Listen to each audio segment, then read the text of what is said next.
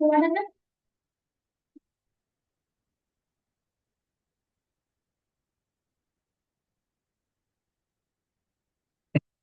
ପଢୁଥିଲେ ହଉଛି ହେଡିଙ୍ଗ ଦେଇଦିଅ ହଉଛି କିସ ବିଷୟର ନାମ ହେଡିଙ୍ଗ ଦେଇଦିଅ ଆମ ସ୍ଵାଧୀନତା ଆନ୍ଦୋଳନ। ଆମ ସ୍ଵାଧୀନତା ଆନ୍ଦୋଳନ ଆନ୍ଦୋଳନ।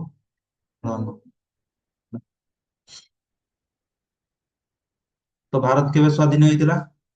ଭାରତ ସ୍ଵାଧୀନ ହେଇଥିଲା 1947 ଅଗଷ୍ଟ ମାସ 15 ତାରିଖ। ବୁଝିଲା? ଭାରତ ସ୍ଵାଧୀନ ହେଇଥିଲା 1947 ଅଗଷ୍ଟ ମାସ 15 ତାରିଖ। ତ ସ୍ଵାଧୀନ ଯେ ହେଇଥିଲା କାହାର କବଳରୁ ହେଇଥିଲା? ତୁମେ ମାନେ ଛୋଟ ବେଳୁ ଜାଣି ଆସିଛ କାହାର କବଳରୁ ହେଇଥିଲା? ମହାତ୍ମା ଗାନ୍ଧୀ। କାହା କବଳରୁ ମାନେ ହଉଛି କୋଉମାନେ ଶାସନ କରୁଥିଲେ ଭାରତକୁ? ହେଲା, ବ୍ରିଟିଶ ଇଂରେଜ ମାନେ ଶାସନ କରୁଥିଲେ। ହେଲା, ଇଂରେଜ ମାନଙ୍କ କବଳରୁ ସ୍ଵାଧୀନ ହେଲା। ତ ସେଇ ମନେ ରଖ ହଉଛି ଇଂରେଜ ମାନେ କେବେ ଆସିଥିଲେ ଜାଣିଛ? ଇଂରେଜ ମାନେ ଆସିଥିଲେ ହଉଛି 1600 ମସିହାରେ। ଲେଖିଦିଅ ହଉଛି କି 1600 ଇଂଲିଶରେ ଲେଖ ନା ଓଡିଆରେ? ହେଲା, ଇଂଲିଶରେ ଲେଖ। 1600 ହଉଛି ଇଷ୍ଟ ଇଣ୍ଡିଆ କମ୍ପାନୀ ଭାରତକୁ ଆସିଥିଲା। East India company, East India company ଭାରତକୁ ଆସିଥିଲେ।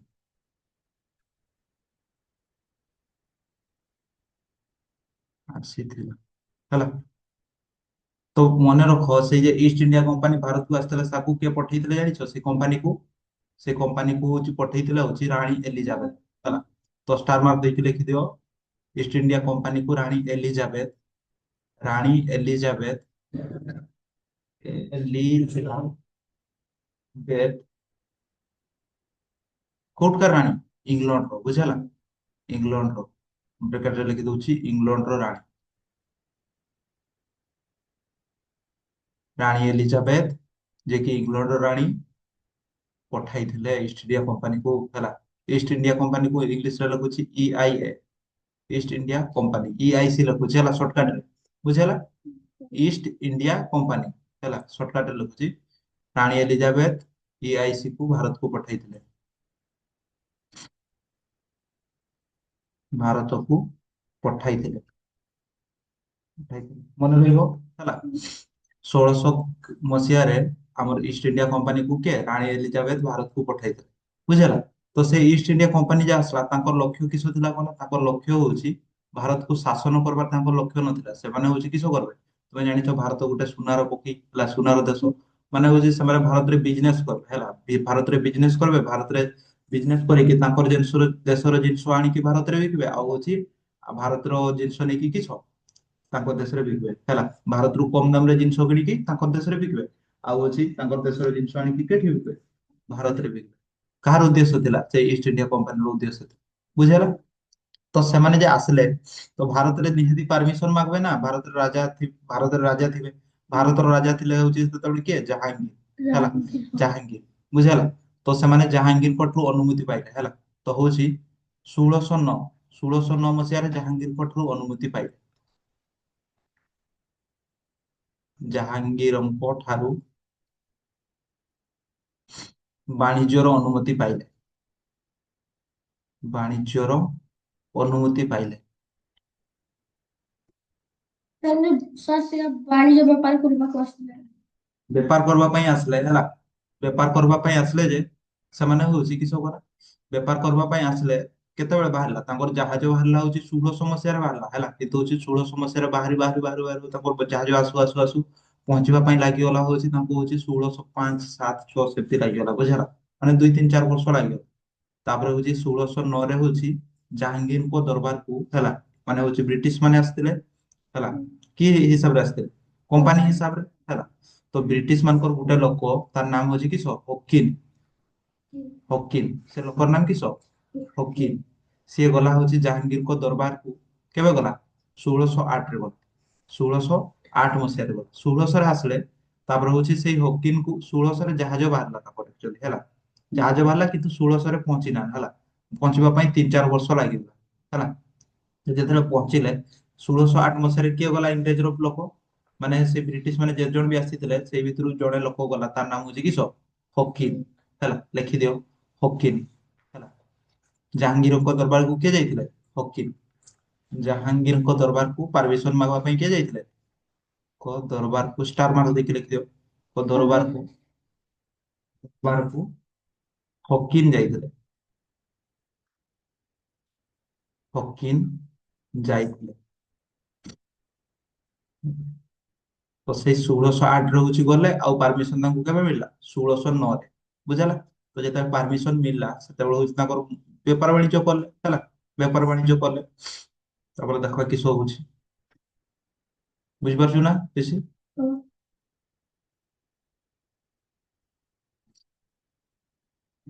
ତାପରେ ହଉଛି ବେପାର ବାଣିଜ୍ୟ କରିବେ ଯେ ନିହାତି ତାଙ୍କର ହଉଛି ଗୋଟେ ଫ୍ୟାକ୍ଟ୍ରି ତିଆରି କରିବେ ହେଲା।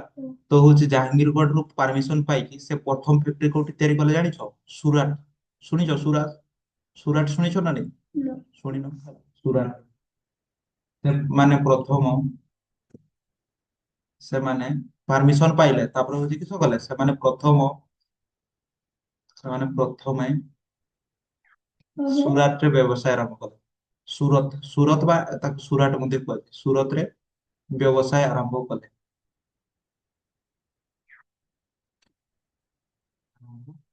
କଲେ ହେଲା। ଯୋଉଗୁଡା ଲେଖୁଛି ସେଗୁଡା ମନେ ରଖିବ, ବୁଝିହେଲା? ସିରିଏଲ ଗପ ପାଇଁ ଫାଷ୍ଟ ହଉଛି ଇଂରେଜ ମାନେ ଆସିଲେ ହଉଛି କେବେ? 1600 ମସିହାରେ। 1600 ମସିହାରେ ଆସିକି ତାଙ୍କର ଜାହାଜ ପହଞ୍ଚିବା ପାଇଁ କେତେ ବର୍ଷ ଲାଗିଗଲା? 4-5 ବର୍ଷ ଲାଗିଗଲା। ତାପରେ 4-5 ବର୍ଷ ଯେତେବେଳେ ଲାଗିଗଲା ହେଲା, ସେମାନେ 1608 ରେ ହଉଛି କାହାକୁ ପଠେଇଲେ? ଫକିନକୁ। କାହାକୁ ପଠେଇଲେ? ଫକିନକୁ ପଠେଇଲେ ହେଲା। ଫକିନ ଫକିନକୁ ପଠେଇଲେ କାହାର ଦରବାରକୁ? ଜାହାଙ୍ଗୀରଙ୍କ ଦରବାରକୁ। କି ପାଇଁ ପଠେଇଲେ? ପାରମିଶନ ମାଗିବ ହେଲା। ଯେ କହିଲେ ଆମେ ବାଣିଜ୍ୟ ବେପାର କରବା, ଯାଇକି ହଉଛି କାହାକୁ ପାରମିଶନ ମାଗ? ୟାକୁ, ରାଜାଙ୍କୁ ପାରମିଶନ ମାଗ। ତ ଜାହାଙ୍ଗୀରଙ୍କ ଠାରୁ ଯେତେବେଳେ ପାରମିଶନ ମିଳିଗଲା, ସେମାନେ ହଉଛି ପ୍ରଥମ ଫ୍ୟାକ୍ଟ୍ରି ତାଙ୍କର ତିଆରି କରିଦେଲେ କେବେ? ସୁରାତରେ ତିଆରି କରିଦେଲେ। କୋଉଠି? ସୁରାତରେ ତାଙ୍କ ଫ୍ୟାକ୍ଟ୍ରି ତିଆରି କରିଦେଲେ। ବୁଝିହେଲା? ତାପରେ ହଉଛି ପରେ କିସ? ପରେ ହଉଛି ବମ୍ବେ, ତାପରେ ହଉଛି କୋଲକାତା, ତାପରେ ହଉଛି କୋଲକାତା ମାନେ ଜାଣିଛ ହେଲା, ୱେଷ୍ଟ ବେଙ୍ଗଲର କୋଲକାତା ହେଲା। ସେଇଠି ହଉଛି କିସ? ପ୍ରଥମ ସୁରାଟରେ ତିଆରି କଲେ। ସୁରାଟରୁ ଧୀରେ ଧୀରେ ଧୀରେ ଧୀରେ ଧୀରେ ଧୀରେ ତାଙ୍କର ବିଜନେସ ଟା ବଢେଇଲେ ହେଲା। ବମ୍ବେରେ ବି ତିଆରି କଲେ। ମୁମ୍ବାଇ, ମୁମ୍ବାଇ ଶୁଣିଛ? ବମ୍ବେ ହଉଛି ଆଗରୁ କୁହାଯାଉଥିଲା, ଏଇନା ହଉଛି କିସ କୁହାଯାଉଛି? ମୁମ୍ବାଇ ହେଲା। କର୍ଣ୍ଣାଟକର ମୁମ୍ବାଇ, ତାପରେ କୋଲକାତା, ପଶ୍ଚିମବଙ୍ଗର କୋଲକାତା, ଏଇଗୁଡାରେ ବି କିସ ତାଙ୍କର ଫ୍ୟାକ୍ଟ୍ରି ତିଆରି କଲେ। ବୁଝିପାରିଲ? ତାପରେ ହଉଛି, ତ ଯେତେବେଳେ ତିଆରି କଲେ ତାପରେ ଦେଖ କିସ ହଉଛି ହେଲା। ବାଣିଜ୍ୟ ବ୍ୟବସାୟ କରି ଇଂରେଜ ମାନେ ଭାରତରୁ ପ୍ରାୟ ଧନ ରୋଜଗାର କଲେ ହେଲା। ଦେଖ ୟା ପୂର୍ବରୁ ଯେ ଜାହାଙ୍ଗୀର, ମୋଗଲ ସମ୍ରାଟ ମାନେ ଆକବର କି ବୀରବଲ, ବାବର ହେଲା, ଏମାନେ ଆସିଥିଲେ। ସେମାନଙ୍କର ଉଦ୍ଦେଶ୍ୟ କିସ ଥିଲା କଣ? ସେମାନଙ୍କର ଉଦ୍ଦେଶ୍ୟ ଥିଲା ହଉଛି ଭାରତରେ ହଉଛି ରହିକି ଭାରତକୁ ନିଜର ଘର ମାନ। ବୁଝିଲା? ଭାରତ ୟା ପୂର୍ବରୁ ଶୁଣିଛ ନା ନାଇଁ? ଆକବର ଶୁଣିଛ? ବାବର ଶୁଣିଛ? ଔରଙ୍ଗଜେବ ଶୁଣିଛ? ଆଉ ହଉଛି ଜାହାଙ୍ଗୀର, ଶାହଜାହାନ ଶୁଣିଛ? ଶାହଜାହାନ ଯିଏକି ତାଜମହଲ ତିଆରି କରିଥିଲେ, ଶୁଣିଥିବ ହେଲା। ସେମାନେ ବି ଭାରତର ଲୋକ ନୁହନ୍ତି, ସେମାନେ ବି ବାହାର ଦେଶରୁ ଆସିଛନ୍ତି, କିନ୍ତୁ ହଉଛି ସେମାନଙ୍କର ଉଦ୍ଦେଶ୍ୟ କିସ ଥିଲା? ଭାରତରେ ରହିକି ହଉଛି ଭାରତର ଉନ୍ନତି କରିବା ହେଲା, ଭାରତକୁ ନିଜର ଘର ପରି ମାନୁଥିଲେ। କିନ୍ତୁ ଯେତେବେଳେ ଇଂରେଜ ମାନେ ଆସିଲେ, ସେମାନଙ୍କର ଉଦ୍ଦେଶ୍ୟ କିସ ହେଲା କଣ? ମାନେ ଅଲଗା ଦେଶକୁ ଯାଇକି ସେଗୁଡା ଜିନିଷ ଲୁଟିକି ନିଜର ଦେଶକୁ ଉନ୍ନତି କରିବା ହେଲା। ଅଲଗା ଦେଶରୁ ଲୁଟିକି ନିଜ ଦେଶରେ ଆଣିକି ବିକିକି ନିଜର ଦେଶ ଉନ୍ନତି କରିବା। ବୁଝିହେଲା? ହେଲା। ଇଂରେଜ ମାନଙ୍କର ଲକ୍ଷ୍ୟ ହଉଛି ସେଇଟା। ବୁଝିହେଲା? ତ ସେଇଟା ଲକ୍ଷ୍ୟ ରହିଲା ଯଦି ଭାରତରୁ ପ୍ରଭୁତ ଧନ ରତ୍ନ ରୋଜଗାର କଲେ, ରୋଜଗାର କଲେ, ଲୁଟି ନେଲେ। ନିଜ ଦେଶକୁ, ଆମ ଦେଶର ଧନରତ୍ନ କିପରି ନେଇ ଲୁଟିଯିବେ ସେଥିପାଇଁ ଚିନ୍ତା କଲେ। ବୁଝିହେଲା? ନିଜ ଦେଶକୁ ମାନେ ଭାରତର ଯେତେ ସବୁ ଧନ ରତ୍ନ, ଭାରତ ଜାଣିଛ ସୁନା ରଖି, ଭାରତରୁ ଜିନିଷ ସବୁ ନେଇକି କେମିତି ଲୁଟି ନେଇକି ହଉଛି ତାଙ୍କ ଦେଶରେ ହଉଛି ବିକିବେ। ବୁଝିହେଲା? ସେଇଟା ତାଙ୍କର ଚିନ୍ତା ହେଲା। କାହାର? ଇଂରେଜ ମାନଙ୍କର। ବୁଝିପାରିଲ?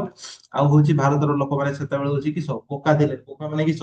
ତାଙ୍କର ହଉଛି ଧର୍ମ ଧର୍ମ କିସ କଳି ଲାଗୁଥିଲେ। ତାପରେ ହଉଛି ରାଜା ରାଜା ମାନଙ୍କର ମଧ୍ୟରେ ଏକତା ନଥିଲା। ରାଜଗାଦି ପାଇଁ କଳି ଲାଗୁଥିଲେ ହେଲା। ତ ତାର ଫାଇଦା ଉଠେଇକି କିସ କଲେ? ଇଂରେଜ ମାନେ ହଉଛି କିସ କଲେ? ଲୁଟିବା ପାଇଁ ଷ୍ଟାର୍ଟ କରିଦେଲେ ହେଲା। ସେମାନଙ୍କୁ ଶାସନ କରୁଥିବା ରାଜା ମହାରାଜା ମାନଙ୍କ ମଧ୍ୟରେ ସବୁବେଳେ କଳି କଜିଆ ଲାଗି ରହିଛି ହେଲା। ଯେତେବେଳେ ଇଂରେଜ ମାନେ ଦେଖିଲେ ହଉଛି ରାଜା ରାଜା ମାନଙ୍କର ଭିତରେ କଳି ଲାଗି ରହିଛନ୍ତି ହେଲା। ଭାରତର ରାଜା ରାଜା ଭିତରେ କଳି ଲାଗି ରହିଛନ୍ତି। ଭାରତରେ ବହୁତ ଉଚ୍ଚ ନିଚ ହେଲା, ଭେଦଭାବ ଏମିତି ତିଆରି ହେଇଛି।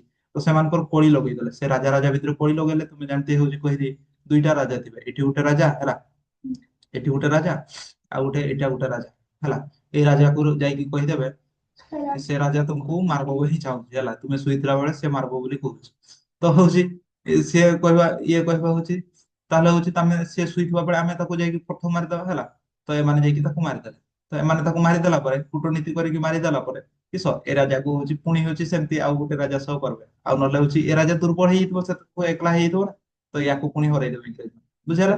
ସେମିତି କରି କରି କିସ ସେମାନେ ହଉଛି ଫାଇଦା ଉଠେଇକି ହଉଛି ଭାରତକୁ ଶାସନ କରିବା ପାଇଁ ଲାଗେ। ତାପରେ ଦେଖିବା କିଏ ହଉଛି ଏପରି ଅବସ୍ଥା ଲୋକମାନଙ୍କ ଏପରି ଅବସ୍ଥା ଇଂରେଜ ମାନଙ୍କ ପାଇଁ ସୁବର୍ଣ୍ଣ ସୁଯୋଗ ଥିଲା ହେଲା। ତ ଯେତେବେଳେ ହଉଛି ରାଜା ରାଜା ମାନଙ୍କ ଭିତରେ କଳି ଲାଗି ରହିଥିଲା, ସେଇଟା ଇଂରେଜ ମାନଙ୍କର ସୁବର୍ଣ୍ଣ ସୁଯୋଗ ହେଲା। ତ ସେମାନେ ହାତ ଛଡା କଲେ ନାହିଁ, କୂଟନୀତି କପଟ ଅନୁସରଣ କରି ରାଜା ମାନଙ୍କୁ କ୍ରମଶଃ ଦୁର୍ବଳ କରି ପକେଇଲେ ହେଲା। କୂଟନୀତି ମାନେ କହିଲି, କୂଟନୀତି କେମିତି କଲେ, ଦୁର୍ବଳ କରି ପକେଇଲେ, କେତେ ଜଣ ମାନଙ୍କୁ ଯୁଦ୍ଧରେ ହରାଇଲେ ହେଲା, ଆଉ ଅଧା ଜଣଙ୍କୁ ହଉଛି କିସ ଯୁଦ୍ଧ କରିକି ହଉଛି ହରେଇ ଦେଲେ। ଜାଣିଛ ଇଂରେଜ ମାନଙ୍କ ଭିତରେ ପାଖରେ କିସ ଥିଲା? ବନ୍ଧୁକ। ଆଉ ଆମର ଭାରତର ଦେଶୀୟ ରାଜାଙ୍କ ପାଖରେ କିସ ଥିଲା? ଧନୁଶର। ତ ବନ୍ଧୁକ ପାରବ ନା ଧନୁଶର ପାରବ? ବନ୍ଧୁକ। ବନ୍ଧୁକ ଖାଲି ସୁଇଚ ଟିପି ଦେଲେ ହଉଛି, ବନ୍ଧୁକରେ ଖାଲି ଏଇଟା ଝାଙ୍କି ଦେଲେ ମାତ୍ର ସିଧା ମରି ଯାଉଛି ନା ନାହିଁ। କିନ୍ତୁ ହଉଛି ତୀର ଯିବା ପାଇଁ ହଉଛି କିସ ବହୁତ ସମୟ ଲାଗିବ ହେଲା। ତାପରେ ହଉଛି ତୀରଟା ମାରବା ପାଇଁ କଷ୍ଟ ବି, ବୁଝିଲା? କେତେଟା ତୀର ମାରବ ଗୋଟେ ସେକେଣ୍ଡରେ, କେତେଟା ତୀର ମାରବ? ନିହାତି ଗୋଟେ ସେକେଣ୍ଡରେ ଗୋଟେ ତୀର ମାରବ ହେଲା। କିନ୍ତୁ ବନ୍ଧୁକ ଗୋଟେ ସେକେଣ୍ଡ କି 2 ସେକେଣ୍ଡରେ ତିନିଟା ଚାରିଟା ଗୁଳି ଫୁଟେଇ ସାରିଥିବ, ହବ ନା ନାଇଁ? ହେଲା। ତ ସେଇ ପାଇଁ ହଉଛି ଇଂରେଜ ମାନେ କିସ ଯୁଦ୍ଧ କଲେ ଆଉ ରାଜା ମାନଙ୍କୁ ହରେଇ ଦେଲେ ହେଲା। ଆଉ କେତେକ ଯୁଦ୍ଧକୁ ହରେଇଲେ, କ୍ରମେ ସେମାନଙ୍କ ଶାସନରେ ହସ୍ତକ୍ଷେପ ସେମାନଙ୍କୁ ଏଇଟା କିଏ ଲେଖିଛି ରେ? ଶାସନରେ ହସ୍ତକ୍ଷେପ କରି ସେମାନଙ୍କୁ ରାଜ୍ୟକୁ ଅଧିକାର କଲେ ଓ ଶାସନ କଲେ। ଅନ୍ୟ ରାଜ୍ୟ ଗୁଡିକୁ ଦଖଲ କରି ସମ୍ପୂର୍ଣ୍ଣ ଭାରତକୁ ଶାସନ କରିବା ହେଲା। ତ ଧୀରେ ଧୀରେ ସେମିତି କଳି କଜିଆ ଲଗେଇକି ହେଲା, ଶେଷରେ ହଉଛି ପୁରା ସମ୍ପୂର୍ଣ୍ଣ ରାଜ୍ୟକୁ କିସ ଶାସନ କରିବା ପାଇଁ ଲାଗେ। ଆମ ଦେଶର ଲୋକେ ସରଳ ବିଶ୍ୱାସୀ ଥିଲେ। ଆମ ଦେଶର ଜାଣିଛ କିସ ଲୋକମାନେ ହଉଛି ବହୁତ ସରଳ ଥିଲେ ହେଲା। ତ ଯେତେବେଳେ ହେଲା ବହୁତ ସରଳ ଥିଲେ, ତ ତାର ଫାଇଦା ଉଠେଇକି ଇଂରେଜ ମାନେ ଶାସନ କଲେ ହେଲା। ତାପରେ ଅଳ୍ପ ଦିନ ମଧ୍ୟ ପାଇଁ ବାଣିଜ୍ୟ ବ୍ୟବସାୟ କରିବେ, ନିଜ ଦେଶକୁ ଫେରିଯିବେ। ତାଙ୍କର ଲକ୍ଷ୍ୟ ଥିଲା ହଉଛି, ଇଂରେଜ ମାନଙ୍କର ଲକ୍ଷ୍ୟ ପ୍ରଥମ ଥିଲା କିସ ମାନେ ହଉଛି ସେମାନେ ମାନେ ହଉଛି ବାଣିଜ୍ୟ ବ୍ୟବସାୟ କରିବେ ହେଲା, ଆଉ ତାଙ୍କର ଦେଶକୁ କିସ ଜିନିଷ ପତ୍ର ନେଇଯିବେ ହେଲା, ଆଉ ଲାଭ ସେମାନେ ପାଇବେ। କିନ୍ତୁ ଯେତେବେଳେ ଦେଖିଲେ ଦେଶୀୟ ରାଜ୍ୟ ମାନଙ୍କ ଭିତରେ କଳି କଜିଆ ଲାଗି ରହିଛି, ସେମାନେ କହିଲେ ହଉଛି ଏମାନଙ୍କୁ ହଉଛି କି ଏମାନଙ୍କୁ ସେ ବୋକା ଲୋକ, ଏମାନଙ୍କୁ ଶାସନ କରିବା ପାଇଁ ବହୁତ ସୁବିଧା ହବ, ବୁଝିହେଲା? ତ ସେମାନେ ହଉଛି କହିଲେ ନା, ଏଇଠି ଆମର ଘର କରିଦେବା ହେଲା, ଏମାନଙ୍କୁ ଆମର ଗୁଲାମ କରି ରଖିବା।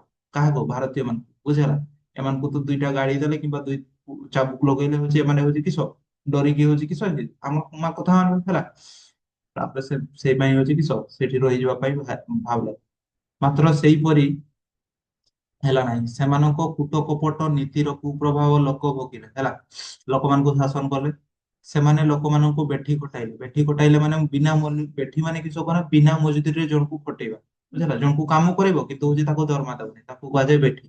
ବିଭିନ୍ନ ଧର୍ମର ଲୋକମାନଙ୍କ ମଧ୍ୟରେ ବିନା କାରଣରେ ବିବାଦ ଲଗେଇଲେ। ଆମ ଦେଶର ଲୋକ ତିଆରି କରୁଥିବା ଜନ ଜିନିଷ ପତ୍ର ଉପରେ ଅଧିକ ଟିକସ ଲଗେଇବେ ହେଲା। ଟିକସ ମାନେ ହଉଛି କର, ତୁମେ ଜାଣିଛ ନା ନାଇଁ? ଏବେ ଟିକସ ଦଉଛ, ସବୁ ଜିନିଷର ଟିକସ ଅଛି ହେଲା।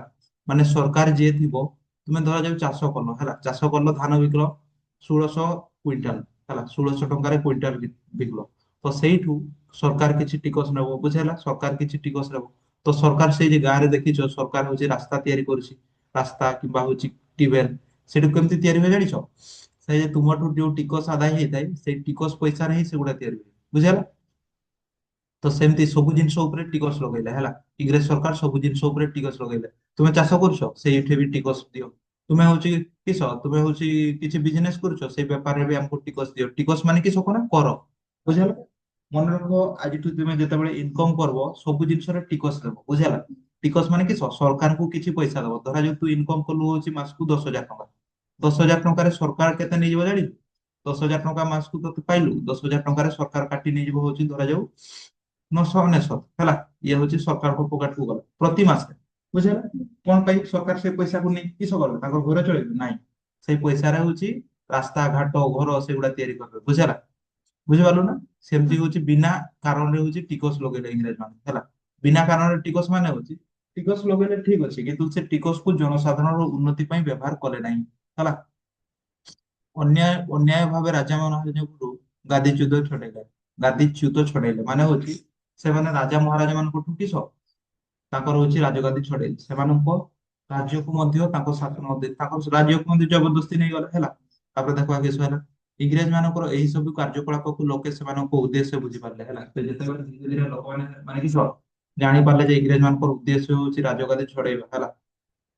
ତ କିସ କଲେ କୁହ ନା, ସେମାନେ ସଚେତନ ହେଲେ, ସେମାନଙ୍କୁ ଅତ୍ୟାଚାରରୁ କିପରି ରକ୍ଷା ପାଇବେ ସେଥିପାଇଁ ଚିନ୍ତା କଲେ ହେଲା। ତ ହଉଛି ନିହାତି ତୁମେ ହଉଛି କିସ କଷ୍ଟ ଜଣକୁ ତୁମକୁ ପ୍ରତି ଅତ୍ୟାଚାର ଜଣେ କରୁ, କେତେଦିନ ତୁମେ ସବୁଦିନ ଶୋଉଥିବ ନା, ଦିନେ ନା ଦିନେ ତୁମେ ଆବାଜ ଉଠେଇବ ନା, ଉଠେଇବ।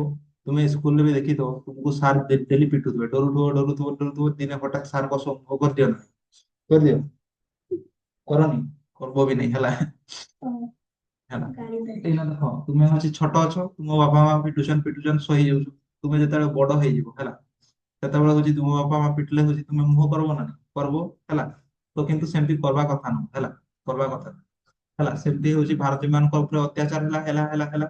ତ ହଉଛି ହଠାତ୍ ସେମାନେ ହଉଛି କିସ ଇଏ କରିବା ପାଇଁ ଚାହିଁଲେ, କିସ କରିବା ପାଇଁ ଚାହିଁଲେ, ପ୍ରତିରୋଧ କରିବା ପାଇଁ ଚାହିଁଲେ ହେଲା। ତ ସେଇ ପ୍ରତିରୋଧ କରିବା ପାଇଁ ଚାହିଁଲେ ଯେ ସେ କେବେ ପ୍ରତିରୋଧ କଲେ, 1857 ମସିହା, ଦେଖିଦିଅ 1857 ମସିହାରେ କିସ ହେଇଥିଲା, ସିପାହୀ ବିଦ୍ରୋହ।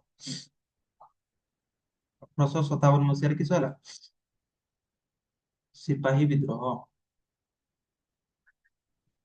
1857ରେ ହଉଛି ସିପାହୀ ବିଦ୍ରୋହ, ସିପାହୀ ବିଦ୍ରୋହ। ୟାକୁ ପ୍ରଥମ ସ୍ଵାଧୀନତା ସଂଗ୍ରାମ ମଧ୍ୟ କୁହାଯାଏ ହେଲା। ସିପାହୀ ବିଦ୍ରୋହକୁ କିସ କୁହାଯାଏ, ପ୍ରଥମ ସ୍ଵାଧୀନତା ସଂଗ୍ରାମ, ପ୍ରଥମ ସ୍ଵାଧୀନତା ସଂଗ୍ରାମ ମଧ୍ୟ କୁହାଯାଏ। ବୁଝିପାରିଲ, ସିପାହୀ ବିଦ୍ରୋହକୁ ଆଉ କିସ କୁହାଯାଏ, ପ୍ରଥମ ସ୍ଵାଧୀନତା ସଂଗ୍ରାମ ମଧ୍ୟ କୁହାଯାଏ ହେଲା।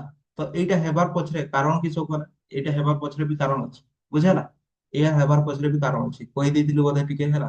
ୟାର ହେବା ପଛରେ କାରଣ ହଉଛି, ଇଂରେଜ ମାନେ ଯେତେବେଳେ ହଉଛି ଭାରତକୁ ଆସିଲେ ହେଲା, ଫାଷ୍ଟ ତ ବେପାର ବାଣିଜ୍ୟ କଲେ ଠିକ ଅଛି ହେଲା। ଫାଷ୍ଟ କିସ କଲେ,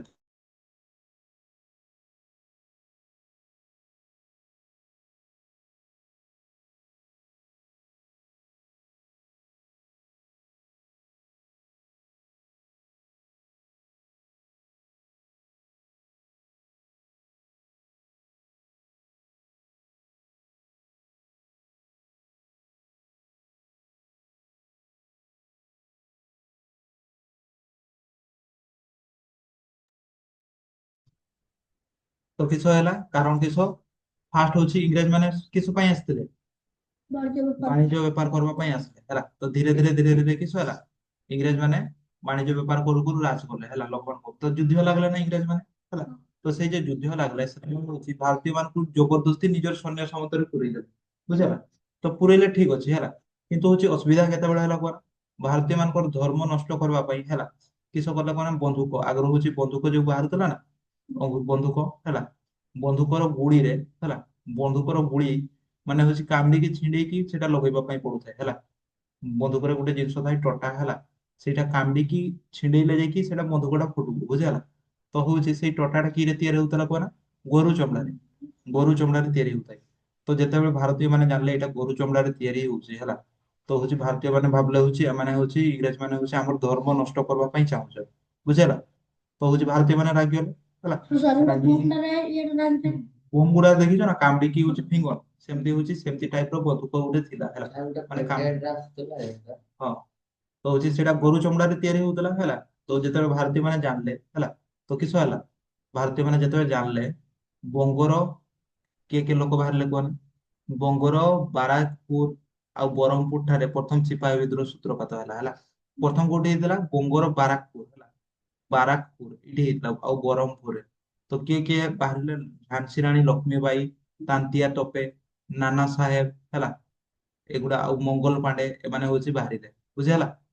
ତ ସିପାହୀ ବିଦ୍ରୋହରେ କିଏ କିଏ ମିଶିଥିଲେ, କିଏ କିଏ, ଝାନ୍ସୀ ରାଣୀ ଲକ୍ଷ୍ମୀବାଇ, ତାନ୍ତିଆ ତୋପେ, ନାନା ସାହେବ ହେଲା। ତ ଯେତେବେଳେ ଜାଣିଲେ ହଉଛି ଏମିତି କଥା ହେଲା, ତ ହଉଛି ସେମାନେ ହଉଛି ବିଦ୍ରୋହ କରିବା ପାଇଁ ଷ୍ଟାର୍ଟ କଲେ, ବୁଝିହେଲା। ତ ସିପାହୀ ବିଦ୍ରୋହ ମାନେ ଯୁଦ୍ଧ, ବୁଝିହେଲା। ଏଇଟା ହଉଛି ଭାରତର ପ୍ରଥମ ସ୍ଵାଧୀନତା ସଂଗ୍ରାମ ହେଲା। କ୍ୱେଶ୍ଚନ ପଡେ, ଭାରତର ପ୍ରଥମ ସ୍ଵାଧୀନତା ସଂଗ୍ରାମ କେବେ ହେଇଥିଲା, କେବେ ହେଇଥିଲା, 1857 ମସିହା, ବୁଝିପାରିଲ ହେଲା।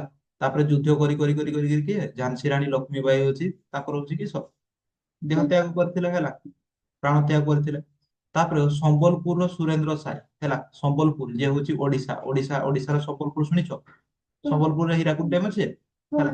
ସମ୍ବଲପୁରର ସୁରେନ୍ଦ୍ର ସାଏ ଇଂରେଜ ମାନଙ୍କ ବିରୋଧରେ ଯୁଦ୍ଧ କରିଥିଲେ, ସିଏ ବି ସମ୍ବଲପୁରର ସୁରେନ୍ଦ୍ର ସାଏ ବି ଇଂରେଜ ମାନଙ୍କ ବିରୋଧରେ ଯୁଦ୍ଧ କରିଥିଲେ, ବୁଝିଲା। ଆଉ ହଉଛି ତାଙ୍କ ଭାଇ ଓ ଅନୁଗତ ମାନଙ୍କ ସାହାଯ୍ୟରେ ସମ୍ବଲପୁରରେ ଇଂରେଜ ମାନଙ୍କ ସହିତ ଘମାଘୋଟ ଲଢେଇ ହେଇଥିଲା ହେଲା। ତ ହଉଛି ସୁରେନ୍ଦ୍ର ସାଏଙ୍କ ଭାଇମାନେ ମଧ୍ୟ ଯୁଦ୍ଧରେ ମିଶିଥିଲେ। ଏହା ଫଳରେ ପ୍ରଭୁ ଇଂରେଜ ମାନଙ୍କର ବହୁତ କ୍ଷତି ହେଇଥିଲା ବୁଝିହେଲା। ଇଂରେଜ ମାନଙ୍କର ବହୁତ ଆମର ଭାରତୀୟ ମାନେ ହାରିଥିଲେ ହେଲା।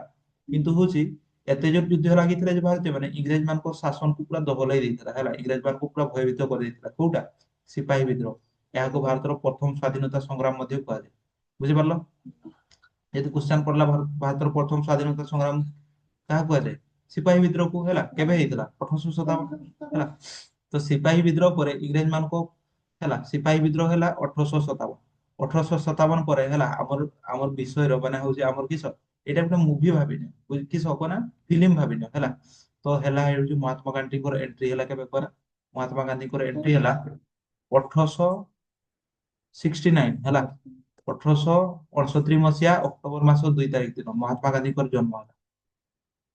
ମହାତ୍ମା ଗାନ୍ଧୀଙ୍କର ଜନ୍ମ ମହାତ୍ମା ଗାନ୍ଧୀଙ୍କ ଜନ୍ମ ବୁଝିଲା। ଆମର ମେନ୍ ହିରୋ ଯିଏ ହଉଛି ମହାତ୍ମା ଗାନ୍ଧୀ କେବେ ଜନ୍ମ ନେଲେ? 1869 ଅକ୍ଟୋବର ମାସ 2 ତାରିଖ ଦିନ ହେଲା। ୟା ପୂର୍ବରୁ ଇଂରେଜ ମାନେ ଶାସନ କରୁଥିଲେ ବୁଝିହେଲା। ୟା ପୂର୍ବରୁ ଇଂରେଜ ମାନେ ଶାସନ କରୁଥିଲେ, ଭାରତୀୟ ମାନେ କି ଯୁଦ୍ଧରେ ହାରୁଥିଲେ। କିନ୍ତୁ ହଉଛି 1868 ମହାତ୍ମା ଗାନ୍ଧୀଙ୍କର ଜନ୍ମ ହେଲା, ଯିଏକି ଭାରତକୁ ସ୍ଵାଧୀନ କରିଥିଲେ। ସେ ଏକା କରେଇଲା କିନ୍ତୁ ହଉଛି କିସ ସେ ହଉଛି ମୁଖ୍ୟ ଥିଲେ ବୁଝିହେଲା। ଶାସନ ମୁଖ୍ୟ ମାନେ ହଉଛି କିସ ମାନେ ସଂଗ୍ରାମୀ ମୁଖ୍ୟ ଥିଲେ ହେଲା। ତ 1857 ଘଟିଥିବା ସିପାହୀ ବିଦ୍ରୋହକୁ ଐତିହାସିକ ମାନେ କାହିଁକି ଭାରତର ପ୍ରଥମ ସ୍ଵାଧୀନତା ସଂଗ୍ରାମ ବୋଲି କହିଛନ୍ତି? ଯେକୌଣସି ତିନିଟି କାରଣ। କାହିଁକି ସ୍ଵାଧୀନତା ସଂଗ୍ରାମ ବୋଲି କହିଛନ୍ତି? ପ୍ରଥମ ପ୍ରଥମ ବୋଲି କି ପାଇଁ କୁହାଯାଇଛି? କାରଣ ହଉଛି ୟା ପୂର୍ବରୁ ଲୋକମାନେ ହଉଛି ଶାସନ ଇଂରେଜ ମାନଙ୍କର ସହି ନଉଥିଲେ ହେଲା। ଏଇଠି ହଉଛି 1857 ପ୍ରଥମ ଥର ପାଇଁ ହଉଛି ସେମାନେ ବିରୋଧ କଲେ, ସେଥିପାଇଁ ଏହା ହଉଛି କିସ ପ୍ରଥମ ସ୍ଵାଧୀନତା ସଂଗ୍ରାମ ହେଲା। ଆଉ ହଉଛି ସିପାହୀ ବିଦ୍ରୋହ କଣ ପାଇଁ କୁହାଯାଇଛି? ସିପାହୀ ବିଦ୍ରୋହ କୁହାଯାଇଛି କାରଣ ଏଥିରେ ସବୁ ସିପାହୀ ମାନେ ଥିଲେ। ଇଂରେଜ ମାନଙ୍କର ସୈନ୍ୟରେ ଯେଉଁମାନେ ସୈନ୍ୟ ଥିଲେ ହେଲା, ସେଇମାନେ ହିଁ ଏଇ ଯୁଦ୍ଧରେ କିସ ସାମିଲ ହେଇଥିଲେ। ମାନେ ଇଂରେଜ ମାନଙ୍କର ତରଫରୁ ଯୋଉମାନେ ଭାରତୀୟ ମାନେ ଯୁଦ୍ଧ କରୁଥିଲେ ସେଇମାନେ ହିଁ ଇଂରେଜ ମାନଙ୍କର ବିରୋଧରେ ଯୁଦ୍ଧ କଲେ। କଣ ପାଇଁ? କାରଣ ନା ତାଙ୍କୁ ବନ୍ଧୁକ ଦିଆଗଲା କିସ ଗରୁ ଚମଡା ବାଲା ହେଲା। ତାପରେ ଦେଖିବା ପଢବା ସିପାହୀ ବିଦ୍ରୋହ ପରେ ଇଂରେଜ ମାନେ ସିପାହୀ ବିଦ୍ରୋହ ପରେ ଇଂରେଜ ମାନେ ଅଧିକ ପ୍ରତିଶୋଧ ପରାୟଣ ହେଲେ ହେଲା। ଯେତେବେଳେ ସିପାହୀ ବିଦ୍ରୋହ ସରିଲା ହେଲା, ଇଂରେଜ ମାନେ ଆହୁରି ରହିଗଲେ, କହିଲେ ଆମର ବିରୋଧରେ ବିଦ୍ରୋହ କରିବ ହେଲା। ସେମାନେ ଆହୁରି ଲୋକମାନଙ୍କ ଉପରେ ଅତ୍ୟାଚାର ବଢେଇ ଦେଲେ ବୁଝିହେଲା। ଲୋକମାନଙ୍କ ଉପରେ ଅତ୍ୟାଚାର ବଢେଇ ଦେଲେ। ତ ଯେତେବେଳେ ବଢେଇ ଦେଲେ ହେଲା, ସେତେବେଳକୁ ଆମର ଏଣ୍ଟ୍ରି ହେଇସାରିଥାଏ ମହାତ୍ମା ଗାନ୍ଧୀଙ୍କର ହେଲା। ମହାତ୍ମା ଗାନ୍ଧୀ ଛୋଟରୁ ବଡ ହେଲେ, ଛୋଟରୁ ବଡ ହେଲେ। ତାପରେ ହଉଛି ସେ ଗୋଟେ ଇଏ ରାସ୍ତା କବି 1919 ହେଲା, ଛୋଟରୁ ବଡ ହେଲେ। ତାପରେ ଛୋଟରୁ ବଡ ହେଲେ, ତାପରେ ହଉଛି ମହାତ୍ମା ଗାନ୍ଧୀ କେଉଁଠୁ ଗଲେ? ଦକ୍ଷିଣ ଆଫ୍ରିକା ଗଲେ। ଦକ୍ଷିଣ ଆଫ୍ରିକା ଗଲେ ହେଲା। ଦକ୍ଷିଣ ଆଫ୍ରିକା ଯାଇକି ହଉଛି ଫେରିଲେ ହଉଛି 1915 କେବେ? 1915 ଭାରତକୁ ଫେରିଲେ ହେଲା।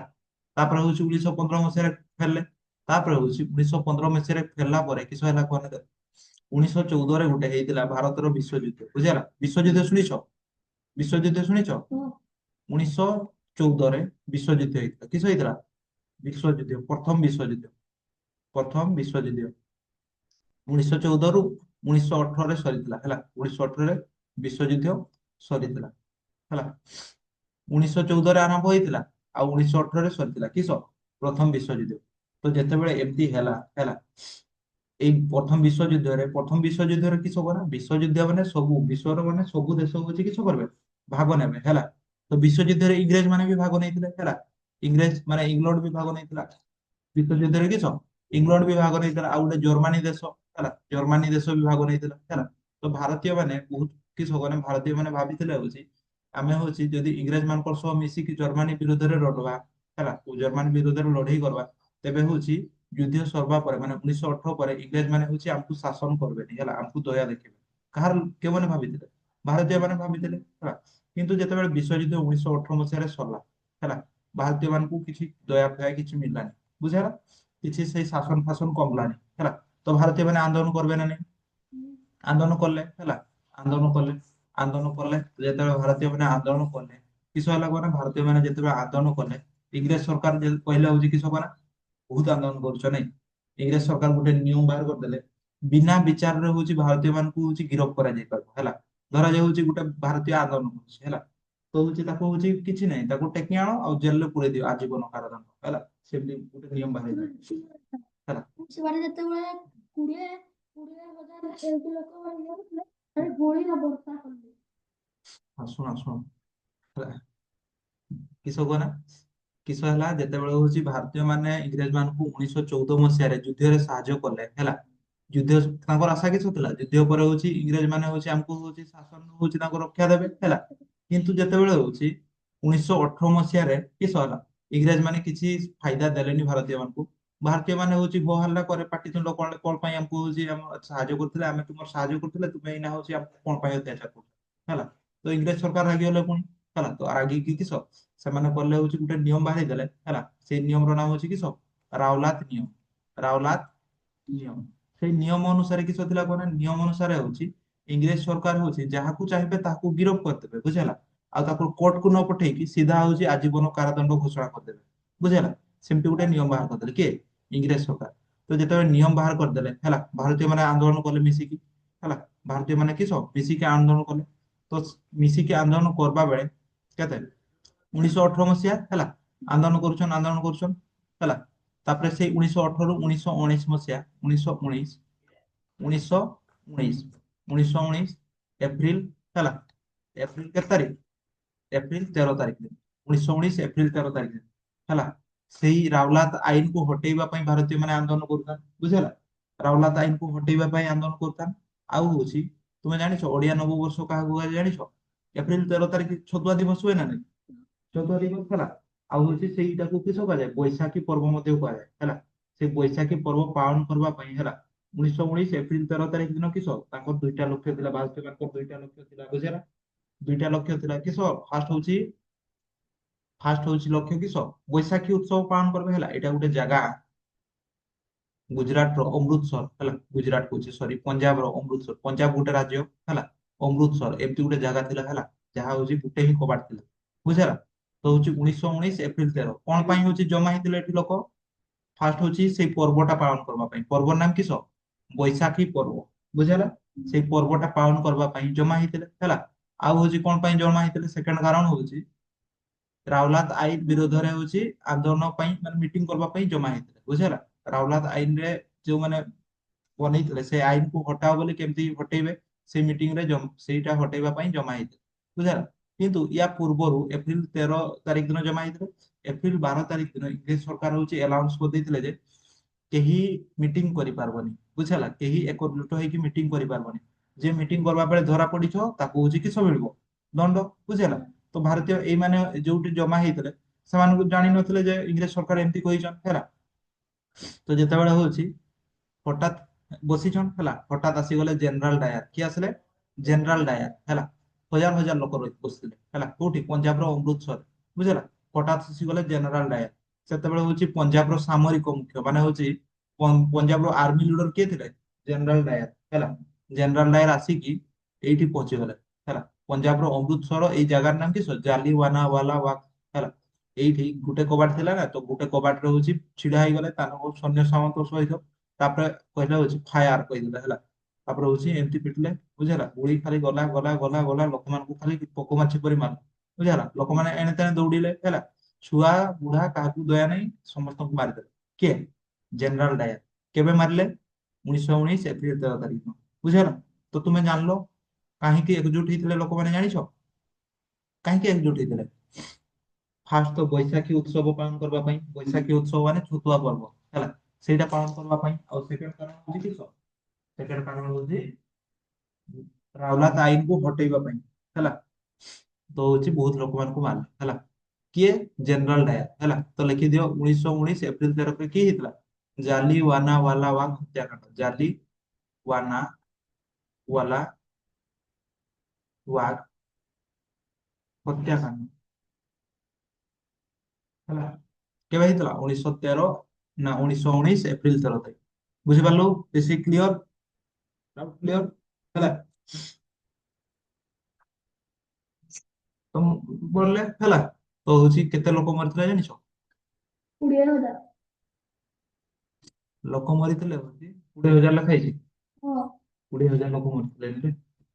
ଲୋକ ମରିଥିଲେ ହଉଛି ହେଲା ଦୁଇ ପ୍ରକାର ଲୋକ ମରିଥିଲେ ହେଲା। ଦୁଇ ପ୍ରକାର ମାନେ ଇଂରେଜ ସରକାର ହିସାବ କଲେ କେତେ ଲୋକ ମରିଥିଲେ କଣ? 389 ଲୋକ ହେଲା ମରିଥିଲେ ଇଂରେଜ ସରକାରଙ୍କ ଅନୁସାରେ ମରିଥିଲେ ହେଲା। ଲେଖିଦିଅ ଇଂରେଜ ସରକାରଙ୍କ ଅନୁସାରେ, ଇଂରେଜ ସରକାରଙ୍କ ଅନୁସାରେ, ଇଂରେଜ ସରକାରଙ୍କ ଅନୁସାରେ କିସ ହେଲା, କେତେ ଜଣ ଲୋକ ମରିଥିଲେ? 389 ହେଲା। ଆଉ ଆହତ କେତେ ହେଇଥିଲେ? 1200। 1200 ଲୋକ ହଉଛି ଆହତ ହେଇଥିଲେ ହେଲା। ଆହତ ହୋଇଥିଲେ ବୁଝିହେଲା। କେତେ ଜଣ ଲୋକ ମରିଥିଲେ? ଇଂରେଜ ସରକାର କହିଲେ ଯେ 300 ବେଶୀ ନାହିଁ, 300 ଗଣି ଗଣି 389 ଲୋକ ମରିଛନ୍ ହେଲା। ଆଉ ହଉଛି କେତେ ଜଣ ଲୋକ ଆହତ ହେଇଛନ୍? 1200 ଲୋକ। କିନ୍ତୁ ଗାନ୍ଧୀଜୀ ତାଙ୍କର ଲୋକକୁ ହଣ୍ଟର କମିଟିକୁ ପଠେଇଲେ। ଗାନ୍ଧୀଜୀ ତାଙ୍କର ଗୋଟେ କମିଟି ଗଠନ କଲେ। କିସ କମିଟି? ହଣ୍ଟର କମିଟି ହେଲା। ଗାନ୍ଧୀଜୀ ଗୋଟେ କମିଟି ଗଠନ କଲେ, ସେଇ କମିଟି କିସ? Hunter committee. এই হন্টর কমিটি অনুসারে ହେଲା, ହଣ୍ଟର କମିଟି ଅନୁସାରେ, ହଣ୍ଟର କମିଟି କହିଲା ହଉଛି କେତେ ଲୋକ ମରିଥିଲେ ଜାଣିଛ?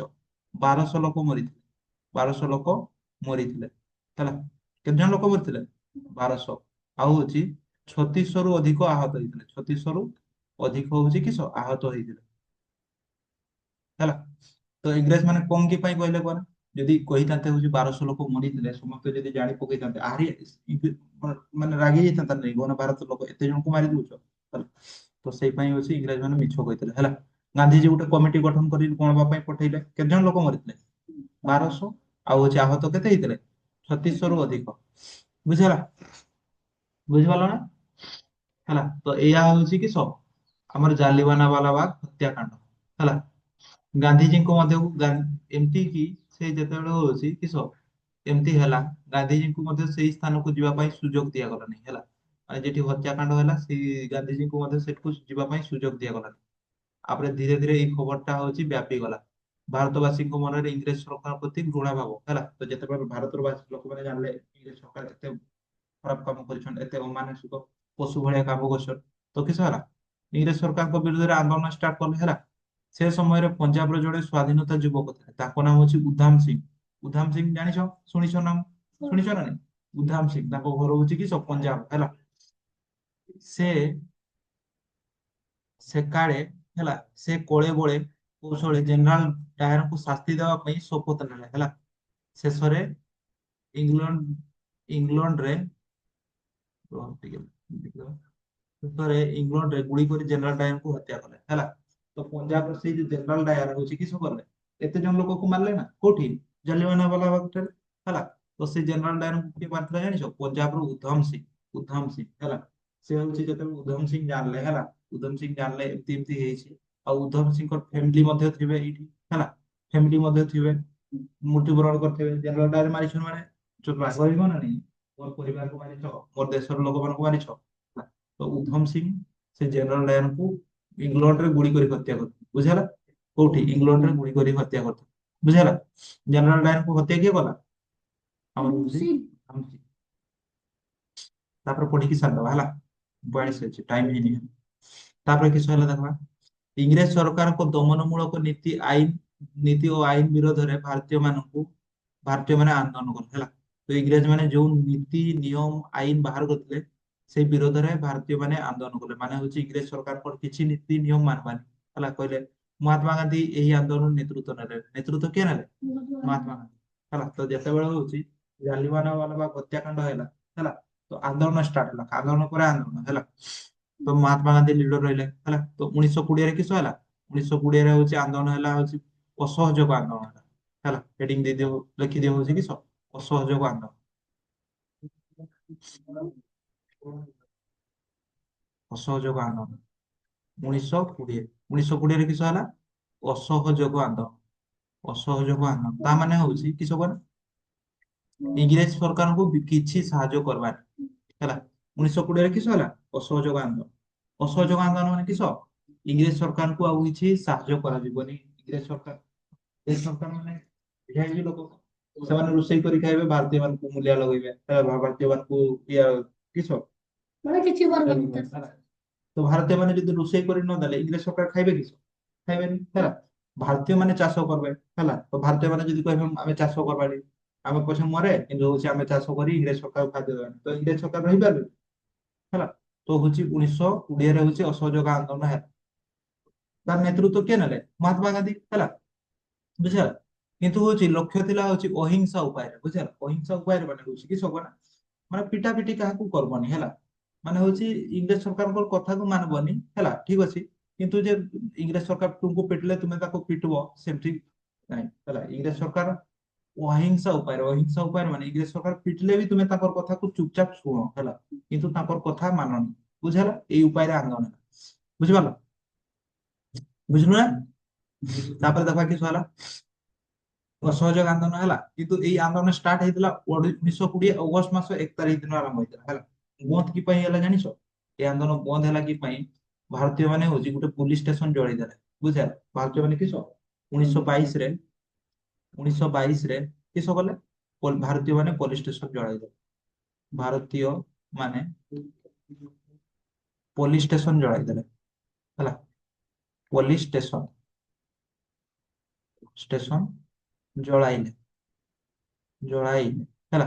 ତ ଯେତେବେଳେ ଭାରତୀୟ ମାନେ ପୋଲିସ ଷ୍ଟେସନ ଜଳେଇ ଦେଲେ ହେଲା, ମହାତ୍ମା ଗାନ୍ଧୀ ଦୁଃଖ ପ୍ରକାଶ କଲେ ହେଲା। ମହାତ୍ମା ଗାନ୍ଧୀ ତ କହିଥିଲେ ଭାରତୀୟ ମାନେ କିଛି ହିଂସା ଭାବ ଗ୍ରହଣ କରବନି, କିନ୍ତୁ ଯେତେବେଳେ ଭାରତୀୟ ମାନେ ରାଗିକି ପୋଲିସ ଷ୍ଟେସନ ଜଳାଇ ଦେଲେ, କିନ୍ତୁ ମହାତ୍ମା ଗାନ୍ଧୀ କହିଲେ ହଉଛି ଭାରତୀୟ ମାନେ ରେଡି ହେଇନାହାନ୍ତି ଅହିଂସା ଉପରେ ଆନ୍ଦୋଳନ ହେବା ପାଇଁ ହେଲା। ତ ମହାତ୍ମା ଗାନ୍ଧୀ କହିଲେ ଥାଉ, ଏ ଆନ୍ଦୋଳନ ଆଉ ବେଶୀ କରବା ଦରକାର ନାହିଁ, ଏ ଆନ୍ଦୋଳନ ବନ୍ଦ କର, ବୁଝିଗଲା। ବୁଝିପାରିଲୁ? ହଁ। ଆନ୍ଦୋଳନ ଆରମ୍ଭ ହେଲା 1920 ମସିହାରେ ହେଲା। ତ ଆନ୍ଦୋଳନ ଲକ୍ଷ୍ୟ କିସ ଥିଲା? ଅହିଂସା ଉପାୟରେ ଇଂରେଜ ସରକାରକୁ ଅସହଯୋଗ କରିବା, ମାନେ ଇଂରେଜ ସରକାରକୁ କିଛି କଥାକୁ ନ ମାନବା ହେଲା। କିନ୍ତୁ ହଉଛି ଭାରତୀୟ ମାନେ ଯେତେବେଳେ ହଉଛି କିସ ପୋଲିସ ଷ୍ଟେସନ ଜଳେଇ ଦେଲେ ହେଲା, ଇଂରେଜ ମହାତ୍ମା ଗାନ୍ଧୀ କହିଲେ ହଉଛି ନା, ବନ୍ଦ କରିଦେବା ଆନ୍ଦୋଳନ ହେଲା। ଯଦି ଇଂରେଜ ମାନେ ହଉଛି ପିଟିବେ, ତୁମେ ବି ପିଟା ପିଟି କରବ, ତେବେ ହଉଛି କିସ ହବ? ପିଟା ପିଟି କଲେ କିଛି ଲାଭ ହବନି ହେଲା। ହେଲା, ସେମାନେ ମହାତ୍ମା ଗାନ୍ଧୀଙ୍କ ଲକ୍ଷ୍ୟ ଥିଲା ନା ଅହିଂସା ଉପାୟରେ ଆନ୍ଦୋଳନ କରିବା, ମାନେ ହଉଛି ହିଂସା ଭାବ ଗ୍ରହଣ କରିବନି। ହିଂସା ଭାବ ମାନେ କିସ? ମାନେ ହଉଛି ରାଗବନି, କାହାକୁ ରାଗବନି, କି ହଉଛି ଯେ ପିଟିଲେ ହଉଛି କି ସହି ନବ। କିନ୍ତୁ ଯେତେବେଳେ ଭାରତୀୟ ମାନେ ପୁଲିସ ଷ୍ଟେସନ କୁ ଜଳେଇ ଦେଲେ, ମାନେ 22 ଜଣ ପୁଲିସ କେତେ ଜଣ ପୁଲିସ ମାରିଥିଲେ? 22 ଜଣ ପୁଲିସ ନିଆଁ ଜଡେ ଜଳିକି ପଳେଇ ଯାଇଥିଲେ ହେଲା। ତ ହଉଛି ଭାରତୀୟ ମାନଙ୍କୁ ଯେତେବେଳେ ହଉଛି ଇଂରେଜ ସରକାରକୁ ଇଏ ଜଳେଇ ଦେଲେ ହେଲା, ତ ହଉଛି କି ସରକାରଙ୍କୁ ମାନେ ଇଂରେଜ ପୋଲିସ କର୍ମଚାରୀକୁ ଜଳେଇ ଦେଲେ। ସେତେବେଳେ ହଉଛି ମହାତ୍ମା ଗାନ୍ଧୀ ଆନ୍ଦୋଳନ ବନ୍ଦ କରିଦେଲେ 1922 ମସିହାରେ ହେଲା। ତାପରେ କିଛି ହେଲା ଦେଖବା, ତାପରେ ହଉଛି ଇଂରେଜ ସରକାରଙ୍କ ବିରୋଧରେ ଗାନ୍ଧିଜୀଙ୍କର ଆହ୍ୱାନ ଦେଶ ସାରା ପ୍ରଭାବ ପକେଇଲା ହେଲା। ତ ଇଂରେଜ ସରକାରଙ୍କ ବିରୋଧରେ ଆନ୍ଦୋଳନ କରିବା ପାଇଁ ଗାନ୍ଧିଜୀ ଯୋଉ ଡାକରା ଦେଲେ, ସବୁଆଡେ ଲୋକମାନେ ଜାଣିଲେ ହେଲା। ତ ହଉଛି ଛାତ୍ର ମାନେ ବି ବାହାରି ପଡିଲେ, ସ୍କୁଲ କଲେଜ ତ୍ୟାଗ କଲେ। ଛାତ୍ର ମାନେ ହଉଛି କିସ କଲେ? ଆମେ ନାଇଁ, ଇଂରେଜ ସରକାର ଯୋଉ ସ୍କୁଲ ତିଆରି କରିଛନ୍ତି ସେଠି ପାଠ ପଢବାନି ହେଲା। ଆଉ ଇଂରେଜ ସରକାରଙ୍କ ଅଧୀନରେ ଯିଏ ଚାକିରି କରିଥିଲେ ସେମାନେ ଚାକିରି ଛାଡିଦେଲେ, ବୁଝିଲା। ଆମେ ଇଂରେଜ ସରକାରଙ୍କ ଅଧୀନରେ ଚାକିରି କରବାନି। ଓକିଲ ମାନେ ତାଙ୍କର ହଉଛି କିସ ଓକିଲାତି ଛାଡିଦେଲେ ହେଲା, ଆଉ ହଉଛି ଆନ୍ଦୋଳନରେ ଯୋଗ ଦେଲେ ହେଲା। ବୁଝିପାରିଲ? କଲେଜ ସ୍କୁଲ ସବୁ ପିଲାପିଲି ଛାଡିଦେଲେ, ଆଉ ହଉଛି ଇଂରେଜ ମାନଙ୍କ ଡ୍ରେସ ବି ପିନ୍ଧିଲେନି ହେଲା। ଇଂରେଜ ମାନଙ୍କ ଡ୍ରେସ ସେମାନେ ଭାରତୀୟ ମାନେ ହଉଛି କିସ କଲେ? ଇଂରେଜ ମାନଙ୍କ ଖାଦ୍ୟ, ଲୁଗା ପତ୍ର ଆଉ ଡ୍ରେସ କିଛି ପିନ୍ଧିଲେନି, କି ଇଂରେଜ ମାନଙ୍କ ସ୍କୁଲରେ ପଢିଲେନି ହେଲା। ତ ଏଇଟା ହଉଛି ଅସହଯୋଗ ଆନ୍ଦୋଳନ। ଚାରିଆଡେ ଆନ୍ଦୋଳନ ହେଲା, ପରିଶେଷରେ ଆନ୍ଦୋଳନ ଗଣ ଆନ୍ଦୋଳନରେ ପରିଣତ। ତ ଲାଷ୍ଟରେ କିସ ହେଲା? ଗଣ ଆନ୍ଦୋଳନ ମାନେ ହଉଛି ସବୁ ଲୋକ ଜାଣିଲେ ବେଳେ ଗଣ ଆନ୍ଦୋଳନ ମାନେ ହଉଛି ଦେଶବ୍ୟାପୀ ଆନ୍ଦୋଳନରେ ପରିଣତ ହେଲା। ଆମ ରାଜ୍ୟ ଓଡିଶାର ଉତ୍କଳମଣି ଗୋପବନ୍ଧୁ ଦାସ ଏହି ଆନ୍ଦୋଳନ ନେତୃତ୍ୱ ନେଇଥିଲେ ହେଲା। ମନେ ରଖିବ, ଓଡିଶାରେ ଅସହଯୋଗ ଆନ୍ଦୋଳନ ନେତୃତ୍ୱ କିଏ ନେଇଥିଲେ? ଲେଖିଦିଅ, ଓଡିଶାରେ ଅସହଯୋଗ ଆନ୍ଦୋଳନ ନେତୃତ୍ୱ ଗୋପବନ୍ଧୁ ଦାସ ନେଇଥିଲେ। ଓଡିଶାରେ ଓଡିଶାରେ କିସ କି ଆନ୍ଦୋଳନ? ଅସହଯୋଗ ଆନ୍ଦୋଳନ ନେତୃତ୍ୱ କିଏ ନେଇଥିଲେ? ଅସହଯୋଗ ଆନ୍ଦୋଳନ ଆନ୍ଦୋଳନ ନେତୃତ୍ୱ କିଏ ନେଇଥିଲେ? ଗୋପବନ୍ଧୁ ଦାସ। ଗୋପବନ୍ଧୁ ଦାସ ନେଇଥିଲେ, ବୁଝିପାରିଲ? ମାନେ ଓଡିଶାରେ ଲିଡର କିଏ ଥିଲା? ପୁରା ଭାରତରେ ଶୁଣ, ମହାତ୍ମା ଗାନ୍ଧୀ କି ସବୁ ରାଜ୍ୟ ମାନେ ଓଡିଶାକୁ ଯିବେ, ତାପରେ ବୁଝିବେ ଓଡିଶାର କଥା। ନା ହଉଛି ପଶ୍ଚିମବଙ୍ଗକୁ ଯିବ ବୁଝିବେ, ସେମିତି ଏକଲା ସମ୍ଭାଳି ପାରିବେନି ହେଲା। ମହାତ୍ମା ଗାନ୍ଧୀ ହଉଛି ଦେଶର ଲିଡର, ବୁଝିହେଲା। ପୁରା ଦେଶର ଆନ୍ଦୋଳନ ଯୋଉଟା ହେଲା ସେଇଟା ହଉଛି ମହାତ୍ମା ଗାନ୍ଧୀ ନେଇଥିଲେ ହେଲା। କିନ୍ତୁ ହଉଛି ଯେମିତି ହଉଛି ଆମର ମୁଖ୍ୟମନ୍ତ୍ରୀ ନା ପ୍ରଧାନମନ୍ତ୍ରୀ କିଏ? ମୋଦି। ମୋଦି କି ସବୁ କଥା ବୁଝୁଛି, ସବୁ ରାଜ୍ୟ କଥା ବୁଝୁଛି। ଆମ ରାଜ୍ୟର ବୁଝିବା ପାଇଁ ମୋହନ ମାଝି ବି ଅଛନ୍ତି ନା ନାଇଁ ହେଲା। ସେମିତି ପୁରା ଦେଶର ଆନ୍ଦୋଳନ ନେତୃତ୍ୱ କିଏ ନେଇଥିଲେ? ମହାତ୍ମା ଗାନ୍ଧୀ। ଆଉ ହଉଛି ଓଡିଶାର ଆନ୍ଦୋଳନ ନେତୃତ୍ୱ କିଏ ନେଇଥିଲେ? ଗୋପବନ୍ଧୁ ଦାସ। ମନେ ରଖିବ, ବୁଝିହେଲା। Very very important question. ଉତ୍ତର ପ୍ରଦେଶର ଗୋରଖପୁର ଜିଲ୍ଲାର ଚୌରାଚୋରୀ ଠାରେ ହେଲା ଗାନ୍ଧିଜୀଙ୍କ ନେତୃତ୍ୱର ଅସହଯୋଗ ଆନ୍ଦୋଳନ ଅହିଂସା ନୀତିରେ ଚାଲିଥିବା ବେଳେ ଆନ୍ଦୋଳନମାନେ ସେଠାରେ ଗୋଟିଏ ଥାନା ପୋଡିଦେଲେ। କହିଲି ନା 1922 ମସିହାରେ କୋଉଠି ଥାନା ପୋଡିଦେଲେ? 1922 ରେ କହିଲି ଯେ ଭାରତୀୟ ମାନେ ପୋଲିସ ଷ୍ଟେସନ ପୋଡିଦେଲେ। ଏଇଟା କୋଉ ଜାଗାରେ କୁହ ନା? ଉତ୍ତରପ୍ରଦେଶର ଗୋରଖପୁର ହେଲା, ଗୋରଖପୁର ୟୁପି ର ଗୋରଖପୁର ଠାରେ ହେଲା। କୋଉଠି? ଗୋରଖପୁର ଠାରେ ହେଲା। ତ ତୁମେ ମନେ ରଖିବା ପରି ଲେଖ। এই ଘଟଣାଟା କୋଉଠି ହେଇଥିଲା? ୟୁପି ର ଗୋରଖପୁର। ବୁଝିହେଲା?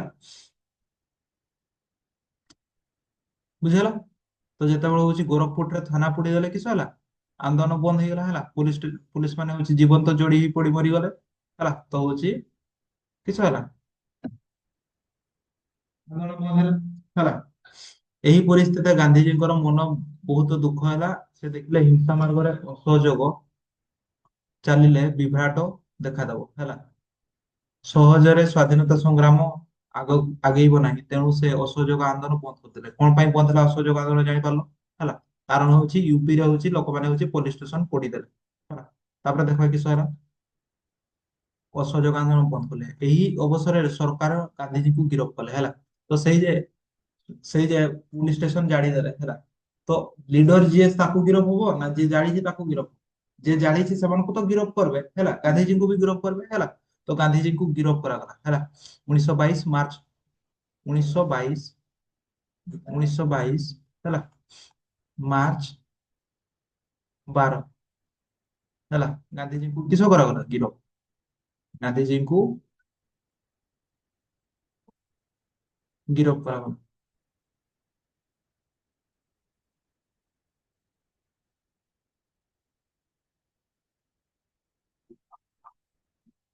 ହେଲା।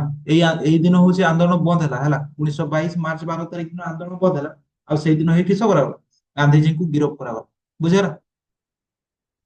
ତାପରେ ହଉଛି ଗିରଫ କରିଦେଇକି କିସ ହେଲା କରା? 2 ବର୍ଷ ପରେ ତାଙ୍କୁ ମୁକ୍ତ କରାଗଲା। ତାଙ୍କ ନେତୃତ୍ୱରେ ଦେଶର ବହୁ ଗଠନମୂଳକ କାର୍ଯ୍ୟମାନ କରାଗଲା ହେଲା। ତ ତାଙ୍କୁ ଗିରଫ କରିକି କେତେ ବର୍ଷ ପରେ ଛାଡାଗଲା? 2 ବର୍ଷ ପରେ। ଲୋକେ ଅରଟରେ ସୂତା ଲୁଗା ବୁଣିଲେ, ଖଦଡ ଲୁଗା ପିନ୍ଧିଲେ, ଆଉ ହଉଛି ବିଦେଶୀ ବସ୍ତ୍ର ବର୍ଜନ କଲେ ହେଲା। ଆମ ଦେଶର ଲୋକ ସମୁଦ୍ର ଲୁଣ ମାରିବା ପାଇଁ ଦେବେ ନାହିଁ ବୋଲି ପାରିବେ ନାହିଁ ବୋଲି ଇଂରେଜ ସରକାର ଆଇନ କଲେ ହେଲା। ତ ସେତେବେଳେ ଗୋଟେ ନିୟମ ଥିଲା ହଉଛି କି ସବୁ 1922 ରେ ଗାନ୍ଧିଜୀଙ୍କୁ ଗିରଫ କରି 2 ବର୍ଷ ପରେ ଛାଡାଗଲା। ବୁଝିଲା? ତ ସେତେବେଳେ ହଉଛି ଆଉ ଗୋଟେ ନିୟମ ଇଂରେଜ ସରକାର କରିଥିଲେ ହଉଛି କିସ କନା? ଭାରତର ସମୁଦ୍ରରୁ ଲୋକମାନେ ହଉଛି କିସ ଲୁଣ ମାରି ପାରିବେନି। ମାନେ ହଉଛି ଲୁଣ ମାରି ପାରିବେନି ମାନେ କିସ? ଇଂରେଜ ସରକାର ଯୋଉ ଲୁଣ ବିକିବେ ସେଇ ଲୁଣ ଟାକୁ ହଉଛି ଭାରତୀୟ ମାନଙ୍କୁ କିଣିକି ଖାଇବା ପାଇଁ ବାଧ୍ୟ ହେଲା। ସମୁଦ୍ର ଅଛି ପାଖରେ କିନ୍ତୁ ହଉଛି ସେ ସମୁଦ୍ର ହଉଛି କିସ ଲୁଣ ମାରିକି ଖାଇ ପାରିବନି ହେଲା। ଲୁଣ ମାରିକି ମାନେ ଲୁଣ ତିଆରି କରି ଖାଇ ପାରିବନି। ଆଉ ହଉଛି ଆଉ ଗୋଟେ ନିୟମ ଥିଲା ହଉଛି ଜଙ୍ଗଲ ଆଇନ। ଜଙ୍ଗଲ ଆଇନ ମାନେ ହଉଛି ଭାରତୀୟ ମାନଙ୍କୁ ଜଙ୍ଗଲ ପଶିବା ପାଇଁ ନିଷେଧ। ବୁଝିଲା? ଜଙ୍ଗଲ ପଶିବା ପାଇଁ ନିଷେଧ। ତ ହଉଛି ଯେତେବେଳେ ହଉଛି ଏଇ ଆଇନ ପ୍ରଣୟନ କଲେ ହେଲା। ଗାନ୍ଧିଜୀ ଆଉ ଗୋଟେ ଆନ୍ଦୋଳନ କଲେ କେବେ କନା? 1930 1930 ରେ ମାର୍ଚ୍ଚ 12 1930 ମାର୍ଚ୍ଚ 12 ହେଲା। 1930 କିସ ମାର୍ଚ୍ଚ 12 ତାରିଖ ଦିନ ଆଉ ଗୋଟେ ଆନ୍ଦୋଳନ ଷ୍ଟାର୍ଟ କଲେ ହେଲା। ଆଉ ଗୋଟେ ଆନ୍ଦୋଳନ କିସ କଲେ? ଷ୍ଟାର୍ଟ କଲେ। ସେଇ ଆନ୍ଦୋଳନ ନାମ କିସ? ଲବଣ ସତ୍ୟାଗ୍ରହ। ବୁଝିହେଲା? କିସ? ଲବଣ ସତ୍ୟାଗ୍ରହ ହେଲା। ତ ଏଇ ଦିନ ହଉଛି ଆକ୍ଚୁଆଲି କିସ କରେ? ଗାନ୍ଧିଜୀଙ୍କର ଘର କୋଉଠି? ଗୁଜରାଟ ଯେ ହେଲା। ଗାନ୍ଧିଜୀଙ୍କର ଘର କୋଉଠି? ଗୁଜରାଟ। ଗୁଜରାଟରେ ତୁମେ ସାବରମତୀ ଆଶ୍ରମ ଶୁଣିଛ ଗୋଟେ? ଗାନ୍ଧିଜୀଙ୍କର ଗୋଟେ ଆଶ୍ରମ ଥିଲା ସାବରମତୀ ଆଶ୍ରମ ହେଲା। ସାବରମତୀ ନଦୀ କୂଳରେ ସାବରମତୀ ଆଶ୍ରମ ଥିଲା। ସେଇ ସାବରମତୀ ନଦୀ କୂଳରୁ 1930 ମାର୍ଚ୍ଚ 12 ତାରିଖ ଦିନ ହେଲା ଯାତ୍ରା ଆରମ୍ଭ କଲେ ହେଲା। କେଠୁ ଯାତ୍ରା ଆରମ୍ଭ କଲେ? ଦାଣ୍ଡି ନାମକ ଅଞ୍ଚଳ। ଦାଣ୍ଡି ନାମକ ଅଞ୍ଚଳକୁ ହେଲା 78 ଜଣ ଲୋକଙ୍କ ସହ 78 ଜଣ କଂଗ୍ରେସ ଲୋକଙ୍କ ସହ କଂଗ୍ରେସ ଲୋକଙ୍କ ସହ ଯାତ୍ରା ଆରମ୍ଭ କଲେ। ଆରମ୍ଭ କଲେ। ବୁଝିହେଲା? ଗାନ୍ଧିଜୀ କିସ କଲେ କନା 1930 ମସିହା ହେଲା ଯେତେବେଳେ ହଉଛି ମାନେ ହଉଛି ଭାରତରେ ଲବଣ ଆଇନ ଆଉ ଜଙ୍ଗଲ ଆଇନ ଚାଲିଥିଲା। ତ ହଉଛି ଗାନ୍ଧିଜୀ କିସ କଲେ? 1930 ମସିହା ମାର୍ଚ୍ଚ ମାସ 12 ତାରିଖ ଦିନ ହଉଛି କିସ କଲେ? ଯାତ୍ରା ଆରମ୍ଭ କଲେ। ମାନେ ଚାଲି ଚାଲି ଖାଲି ପାଦରେ ହେଲା ଚାଲି ଚାଲି କେଠୁ ଯିବେ? ସମୁଦ୍ର କୂଳ ସେଇ ସମୁଦ୍ରର ନାମ କିସ ଦାଣ୍ଡି ହେଲା ସେଠକୁ ଯିବେ ବୁଝିହେଲା। ତ ଯାତ୍ରା ଆରମ୍ଭ କଲେ। ତାପରେ ହଉଛି ଯାତ୍ରା ଆରମ୍ଭ କରି କେତେବେଳେ ପହଞ୍ଚିଲେ ଜାଣିଛ ମାସେ ଲାଗିଗଲା ପହଞ୍ଚିବା ପାଇଁ 1930 ଏପ୍ରିଲ 6ରେ ପହଞ୍ଚିଲେ ହେଲା। 1930 ଏପ୍ରିଲ 6ରେ ପହଞ୍ଚିଲେ। 1930 ଏପ୍ରିଲ 6ରେ ପହଞ୍ଚିଲେ ହେଲା। ଦାଣ୍ଡି ପହଞ୍ଚିଲେ କିଏ ଗାନ୍ଧିଜୀ ଆଉ ସେ 78 ଜଣ ଲୋକ ହେଲା। ଦାଣ୍ଡି ପହଞ୍ଚିଲେ ହେଲା। ତ ରାସ୍ତାରେ 78 ଜଣ ସହ ଚାଲିଥିଲେ ହେଲା କିନ୍ତୁ ଯେ ରାସ୍ତାରେ ବହୁତ ଜଣ ଲୋକ ଭାଗ ନେଲେ ହେଲା। ତ ମିଶି ହଜାର ହଜାର ଲୋକ ପହଞ୍ଚିଗଲେ କେଟକୁ 1930 ଏପ୍ରିଲ 6 ତାରିଖ କେଟକୁ ଦାଣ୍ଡି ସମୁଦ୍ର ନିକଟକୁ ପହଞ୍ଚିଲେ। ତାପରେ ହଉଛି ଦାଣ୍ଡି ସମୁଦ୍ରରେ ହଉଛି ମୁଠାଏ ବାଲି ଉଠେଇଲେ ହେଲା। ମୁଠାଏ ବାଲି ଉଠେଇଲେ ତାପରେ ପକେଇଲେ। ତାପରେ କହିଲେ ହଉଛି ଯାଅ ଏଇଟା ମନ ଇଚ୍ଛା ଯେ ତା ଯେମିତି ଲୁଣ ମାରୁଛ ମାର ହେଲା। ତ ହଉଛି ସେଇଦିନଠୁ କି ସରକାରଙ୍କ ଲବଣ ଆଇନ ହେଲା ବୁଝିହେଲା। ବୁଝିପାରିଲୁ ନା ନାଇଁ। ଲବଣ ଆଇନ ଭୋଗ ହେଲା। ତ ଏହାକୁ କିସ କୁହାଯାଏ ଦାଣ୍ଡି ଯାତ୍ରା କୁହାଯାଏ ହେଲା। ଦାଣ୍ଡି ଯାତ୍ରା କୁହାଯାଏ। ତେବେ ଦାଣ୍ଡି ଯାତ୍ରା କାହାକୁ କୁହାଯାଏ ଦାଣ୍ଡି ଯାତ୍ରା ହଉଛି ଗାନ୍ଧିଜୀ 1930 ଏପ୍ରିଲ ମାସ ଗାନ୍ଧିଜୀ 1930 ମାର୍ଚ୍ଚ ମାସ 12 ତାରିଖ ଦିନ କୋଉଠୁ ସାବରମତୀ ଆଶ୍ରମ ନିକଟରୁ ଏଠକୁ ଯାତ୍ରା ଆରମ୍ଭ କଲେ। ଦାଣ୍ଡିକୁ ଯାତ୍ରା ଆରମ୍ଭ କଲେ ହେଲା। ତ ସେ ଦାଣ୍ଡିକୁ ପହଞ୍ଚିଲେ ହଉଛି 1930 ଏପ୍ରିଲ ମାସ 6 ତାରିଖ ଦିନ ହେଲା।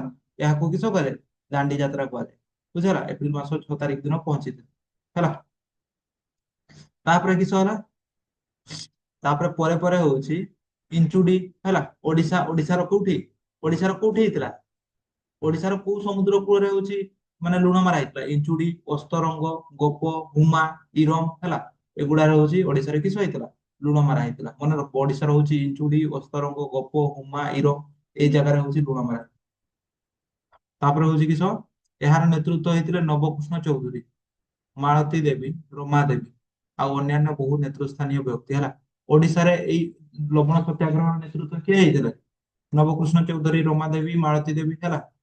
ତ ଯେମିତି ହଉଛି ଅସହଯୋଗ ଆନ୍ଦୋଳନର ନେତୃତ୍ୱ ଓଡିଶାରେ କିଏ ନେଇଥିଲେ ଗୋପବନ୍ଧୁ ଦାସ ହେଲା। ସେମିତି ଲବଣ ସତ୍ୟାଗ୍ରହର ନେତୃତ୍ୱ କିଏ ନେଇଥିଲେ ଓଡିଶାରେ ଗୋପବନ୍ଧୁ ନବକୃଷ୍ଣ ଚୌଧୁରୀ ମାଳତୀ ଦେବୀ ରମା ଦେବୀ ହେଲା। ବୁଝିପାରିଲୁ ବୁଝୁଛୁ ନା ନାଇଁ। ତାପରେ ହଉଛି କିସ ହେଲା ଦେଖବା ଭାରତର ସ୍ଵାଧୀନତା ସଂଗ୍ରାମରେ ବହୁ ଯୁବକ ନେତୃସ୍ଥାନୀୟ ଲୋକ ଯୋଗ ଦେଇଥିଲେ ହେଲା। ତ ଭାରତର ସ୍ଵାଧୀନତା ସଂଗ୍ରାମରେ ବହୁତ ଲୋକ ଯୋଗ ଦେଇଥିଲେ ହେଲା। ଆଉ ହଉଛି ସ୍କୁଲ ଛାତ୍ର ମଧ୍ୟ ଯୋଗ ଦେଇଥିଲେ। ସେମାନଙ୍କ ମଧ୍ୟରେ ଜବାହରଲାଲ ନେହେରୁ ହେଲା ସୁଭାଷ ଚନ୍ଦ୍ର ବୋଷ ଲାଲା ଲଜପତ ରାୟ ବାଲ ଗଙ୍ଗାଧର ତିଲକ ହଉଛି କି ସବୁ ମରିଥିଲେ ଜାଣିଛ କେବେ ମରିଥିଲେ ଜାଣିଛ ଆମର ହଉଛି ଯେଦିନ ହଉଛି ଅସହଯୋଗ ଆନ୍ଦୋଳନ ଆରମ୍ଭ ହେଲା ସେଇଦିନ ମରିଥିଲେ। ଅସହଯୋଗ ଆନ୍ଦୋଳନ ଆରମ୍ଭ ହେଲା ହଉଛି କେତେ 1920 ଅଗଷ୍ଟ 1 ହେଲା। ସେଇଦିନ ହଉଛି କିସ ଆମର ବାଲ ଗଙ୍ଗାଧର ତିଲକ ମରିଥିଲେ ବୁଝିହେଲା। ଅସହଯୋଗ ଆନ୍ଦୋଳନ ଆରମ୍ଭ ହେବା ବେଳେ ବାଲ ଗଙ୍ଗାଧର ତିଲକ ମରିଥିଲେ। ଆଉ ଲାଲା ଲଜପତ ରାୟ କେବେ ମରିଥିଲେ ଜାଣିଛ ଆମର ହଉଛି ଏଇ ଆରମ୍ଭ ହେବା ବେଳେ ମାନେ ହଉଛି କିସ ଆରମ୍ଭ ହେବା ବେଳେ ନାଇଁ ଏଇ ମାନେ ଆନ୍ଦୋଳନ ସମୟରେ କୋଉ ଆନ୍ଦୋଳନ କୁହ ନା ଲବଣ ସତ୍ୟାଗ୍ରହ ସେଇ ସମୟରେ ହେଲା। ବିପିନ ଚନ୍ଦ୍ର ପାଲ ଲକ୍ଷ୍ମଣ ନାୟକ ତାପରେ ରଘୁ ଦିବାକର ମୌଲାନା ଅବୁଲ କାଲାମ ଆଜାଦ ହେଲା। ତ ମନେ ରଖିବ ହଉଛି ମୌଲାନା ଅବୁଲ କାଲାମ ଆଜାଦ ହଉଛି ସ୍ଵାଧୀନ ଭାରତର ପ୍ରଥମ ଶିକ୍ଷା ମନ୍ତ୍ରୀ ହେଲା। ତ ଲେଖିଦିଅ ହଉଛି ସ୍ଵାଧୀନ ଭାରତର ପ୍ରଥମ ଶିକ୍ଷା ମନ୍ତ୍ରୀ କିଏ ସ୍ଵାଧୀନ ଭାରତର ପ୍ରଥମ ଶିକ୍ଷା ମନ୍ତ୍ରୀ ହଉଛନ୍ତି ମୌଲାନା ଅବୁଲ କାଲାମ ଆଜାଦ। ସ୍ଵାଧୀନ ଭାରତର ପ୍ରଥମ ଶିକ୍ଷା ମନ୍ତ୍ରୀ କିଏ ସ୍ଵାଧୀନ ଭାରତର ପ୍ରଥମ ଶିକ୍ଷା ମନ୍ତ୍ରୀ ହଉଛନ୍ତି ମୌଲାନା ଅବୁଲ କାଲାମ ଆଜାଦ। ମୌଲାନା ଅବୁଲ କାଲାମ ଆଜାଦ ହେଲା ଲେଖିଦିଅ ପୁରା ମୌଲାନା ଅବୁଲ କାଲାମ ଆଜାଦ ବୁଝିପାରିଲ।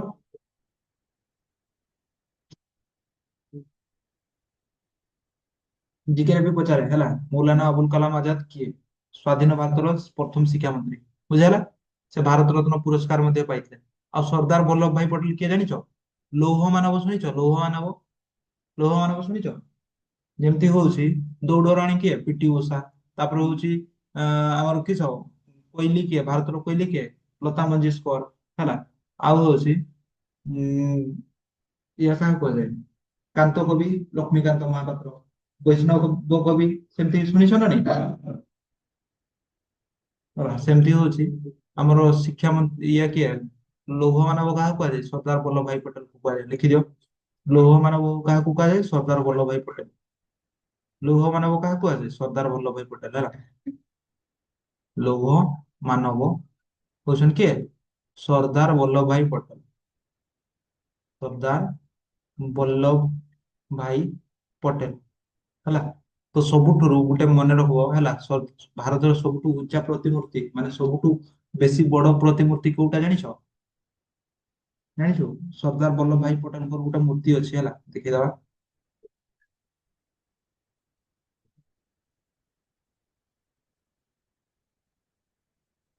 ହେଲା, ଜିକେ ପାଇଁ ମନେ ରଖ ହେଲା। ଦେଖ ସର୍ଦ୍ଦାର ବଲ୍ଲଭ ଭାଇ ପଟେଲଙ୍କର ଗୋଟେ ମୂର୍ତ୍ତି ଅଛି, ସେଇଟା ହଉଛି ଭାରତର ସବୁଠୁ ବଡ ମୂର୍ତ୍ତି ହେଲା। এইটা কোଉଠି ଅଛି କୁହନା? ଏଇଟା ଅଛି ହଉଛି, ୟାକୁ ଷ୍ଟାଚ୍ୟୁ ଅଫ ୟୁନିଟି କୁହାଯାଏ। କିସ କୁହାଯାଏ କୁହନା? ଷ୍ଟାଚ୍ୟୁ ଅଫ ୟୁନିଟି ହେଲା। ମାନେ ହଉଛି ଏକତାର ପ୍ରତିମୂର୍ତ୍ତି। କାହାକୁ କୁହାଯାଏ? ଏଇ ତାଙ୍କର ପ୍ରତିମୂର୍ତ୍ତିଟାକୁ ସବୁଠୁ ବଡ ପ୍ରତିମୂର୍ତ୍ତି ହେଲା। ତୁମେ ଦେଖିଥିବ ହଉଛି ଏଇ ଗୁଡାକ ମହାତ୍ମା ଗାନ୍ଧୀଙ୍କର ମୂର୍ତ୍ତି ଥାଏନି ନା ହେଲା। ସେମିତି ସବୁଠୁ ଭାରତର ସବୁଠୁ ବଡ ମୂର୍ତ୍ତିର ନାମ କିସ? ସର୍ଦ୍ଦାର ବଲ୍ଲଭ ଭାଇଙ୍କର ପ୍ରତିମୂର୍ତ୍ତି, ବୁଝିଲା। କୋଉଠି ଅଛି କୁହନା? ଜାଗାର ନାମ ହଉଛି, ଜାଗାର ନାମ ହଉଛି ଆଇରନ ମ୍ୟାନ କୁହାଯାଏ ହେଲା।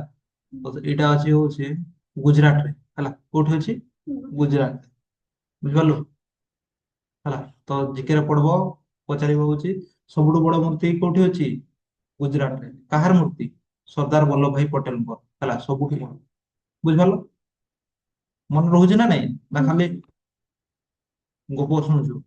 ଗାନ୍ଧିଜୀଙ୍କର ଅହିଂସା ଆନ୍ଦୋଳନ ଉପରେ ସୁଭାଷ ଚନ୍ଦ୍ର ବୋଷଙ୍କ ଭରସା ନଥିଲା ହେଲା। ତ ଗାନ୍ଧିଜୀ କହୁଥିଲେ ଗୋଟେ ଗାଲରେ ଚାପଡା ଖାଇଲେ ଆଉ ଗୋଟେ ଗାଲ ଦେଖାଅ, କିନ୍ତୁ ସୁଭାଷ ଚନ୍ଦ୍ର ବୋଷ ହଉଛି କିସ ଶୁଣିଥିବ ହେଲା, ନେତାଜୀ ଯାହାକୁ କୁହାଯାଏ। ସୁଭାଷ ଚନ୍ଦ୍ର ବୋଷକୁ କିସ କୁହାଯାଏ? ନେତାଜୀ। ଆଉ ଗାନ୍ଧିଜୀକୁ କିସ କୁହାଯାଏ? ପିତା। ଜାତିର ପିତା ହଉଛି କିଏ? ମହାତ୍ମା ଗାନ୍ଧୀ। ସେମିତି ଜାତିର ନେତା କିଏ? ସୁଭାଷ ଚନ୍ଦ୍ର ବୋଷ ହେଲା। ତ ମନେ ରଖ, ଏଇ ନେତାଜୀ ଆଉ ପିତାଜୀ ହେଲା, ତାଙ୍କର ହଉଛି ଦୁଇ ଜଣ ହଉଛି ବିପରୀତ ଥିଲେ। ଗାନ୍ଧିଜୀ କହୁଥିଲେ ଗୋଟେ ଗାଲରେ ଗାଡି ଚାପିଲେ ଖାଇଲେ ହଉଛି କିସ ଆଉ ଗୋଟେ ଗାଲ ଦେଖାଅ, କିନ୍ତୁ ହଉଛି ସୁଭାଷ ଚନ୍ଦ୍ର ବୋଷ କହୁଥିଲେ ଗୋଟେ ଗାଲରେ ଯଦି ଗାଲ ଚାପଡେ ଖାଇବ ତୁମେ ହଉଛି କିସ ତାକୁ ପିଠିରେ ବି ବାଡାଅ, ଦୁଇଟା ଗାଲରେ ତ ଚିପଡ଼ ପିଟିବ, ତାର ସହ ହଉଛି କିସ ପିଠିରେ ବି ବାଡାଅ ହେଲା। କିଏ କହୁଥିଲା? ସୁଭାଷ ଚନ୍ଦ୍ର ବୋଷ। ସିଏ କହୁଥିଲେ ହଉଛି ଇଟ का जवाब ईट से देना पड़ेगा, इट का जवाब पत्थर से देना पड़ेगा। କିଏ କହୁଥିଲେ? ସୁଭାଷ ଚନ୍ଦ୍ର ବୋଷ ହେଲା। ଯେମିତି ହଉଛି ଗାନ୍ଧିଜୀ କହୁଥିଲେ ଗୋଟେ ଗାଲରେ ଚାପଡା ଖାଇଲେ ହଉଛି ଆଉ ଗୋଟେ ଗାଲ ଦେଖାଅ, ସେଠି ସୁଭାଷ ଚନ୍ଦ୍ର ବୋଷ କିସ କହୁଥିଲେ? ଇଟ का जवाब ପଥର ସେ ଦो ହେଲା। ମାନେ ସେମାନେ ତୁମକୁ ଇଟାରେ ପିଟିଲେ ତୁମେ ତାକୁ ପଥରରେ ଛେଚି ଦିଅ, ବୁଝିଲା। କିଏ କହୁଥିଲେ? ସୁଭାଷ ଚନ୍ଦ୍ର ବୋଷ ହେଲା। ଆଉ ଯିଏ କି ଆଜାଦ ହିନ୍ଦ ଫୌଜ ତିଆରି କରିଥିଲେ ହେଲା। ଆଜାଦ ହିନ୍ଦ ଫୌଜ କିଏ ତିଆରି କରିଥିଲେ? ଲେଖିଦିଅ ହଉଛି ଆଜାଦ ହିନ୍ଦ ଫୌଜ ସୁଭାଷ ଚନ୍ଦ୍ର ବୋଷ ତିଆରି କରିଥିଲେ। ମନେ ରଖ ହେଲା, ଆଜାଦ ହିନ୍ଦ ଫୌଜ ସୁଭାଷ ଚନ୍ଦ୍ର ବୋଷ ତିଆରି କରିଥିଲେ। ଜାପାନରେ ତିଆରି କରିଥିଲେ, ବୁଝିଲା। ଏଇଟା କୋଉଠି ତିଆରି କରିଥିଲେ? ସୁଭାଷ ଚନ୍ଦ୍ର ବୋଷ ଜାପାନରେ, ଭାରତରେ ତିଆରି କରିନାହାନ୍ତି, ତିଆରି କରିଥିଲେ ଜାପାନରେ ହେଲା। ଆକ୍ଚୁଆଲି ଏଇଟା ସୁଭାଷ ଚନ୍ଦ୍ର ବୋଷ ତିଆରି କରିନଥିଲା ହେଲା, ଆଉ ଜଣେ ଲୋକ ତିଆରି କରିଥିଲେ। ସୁଭାଷ ଚନ୍ଦ୍ର ବୋଷ ହଉଛି ଯେତେବେଳେ ଆସିଲେ ସୁଭାଷ ଚନ୍ଦ୍ର ବୋଷ ଲିଡର ହେଇଗଲେ, ବୁଝିଲା। ତାପରେ ହଉଛି ସୈନ୍ୟ ମାନଙ୍କୁ ସୁଭାଷ ଚନ୍ଦ୍ର ବୋଷ ଆଉ କି ଡାଇଲଗ ମାରିଥିଲେ? ଦିଲ୍ଲୀ ଚଲୋ ହେଲା, ଦିଲ୍ଲୀ ଚଲୋ। ସୁଭାଷ ଦିଲ୍ଲୀ ଚଲୋ ଗୋଟେ ଶୁଣିଛ ନା ନାଇଁ? ସେଟା କିଏ କହିଥିଲା?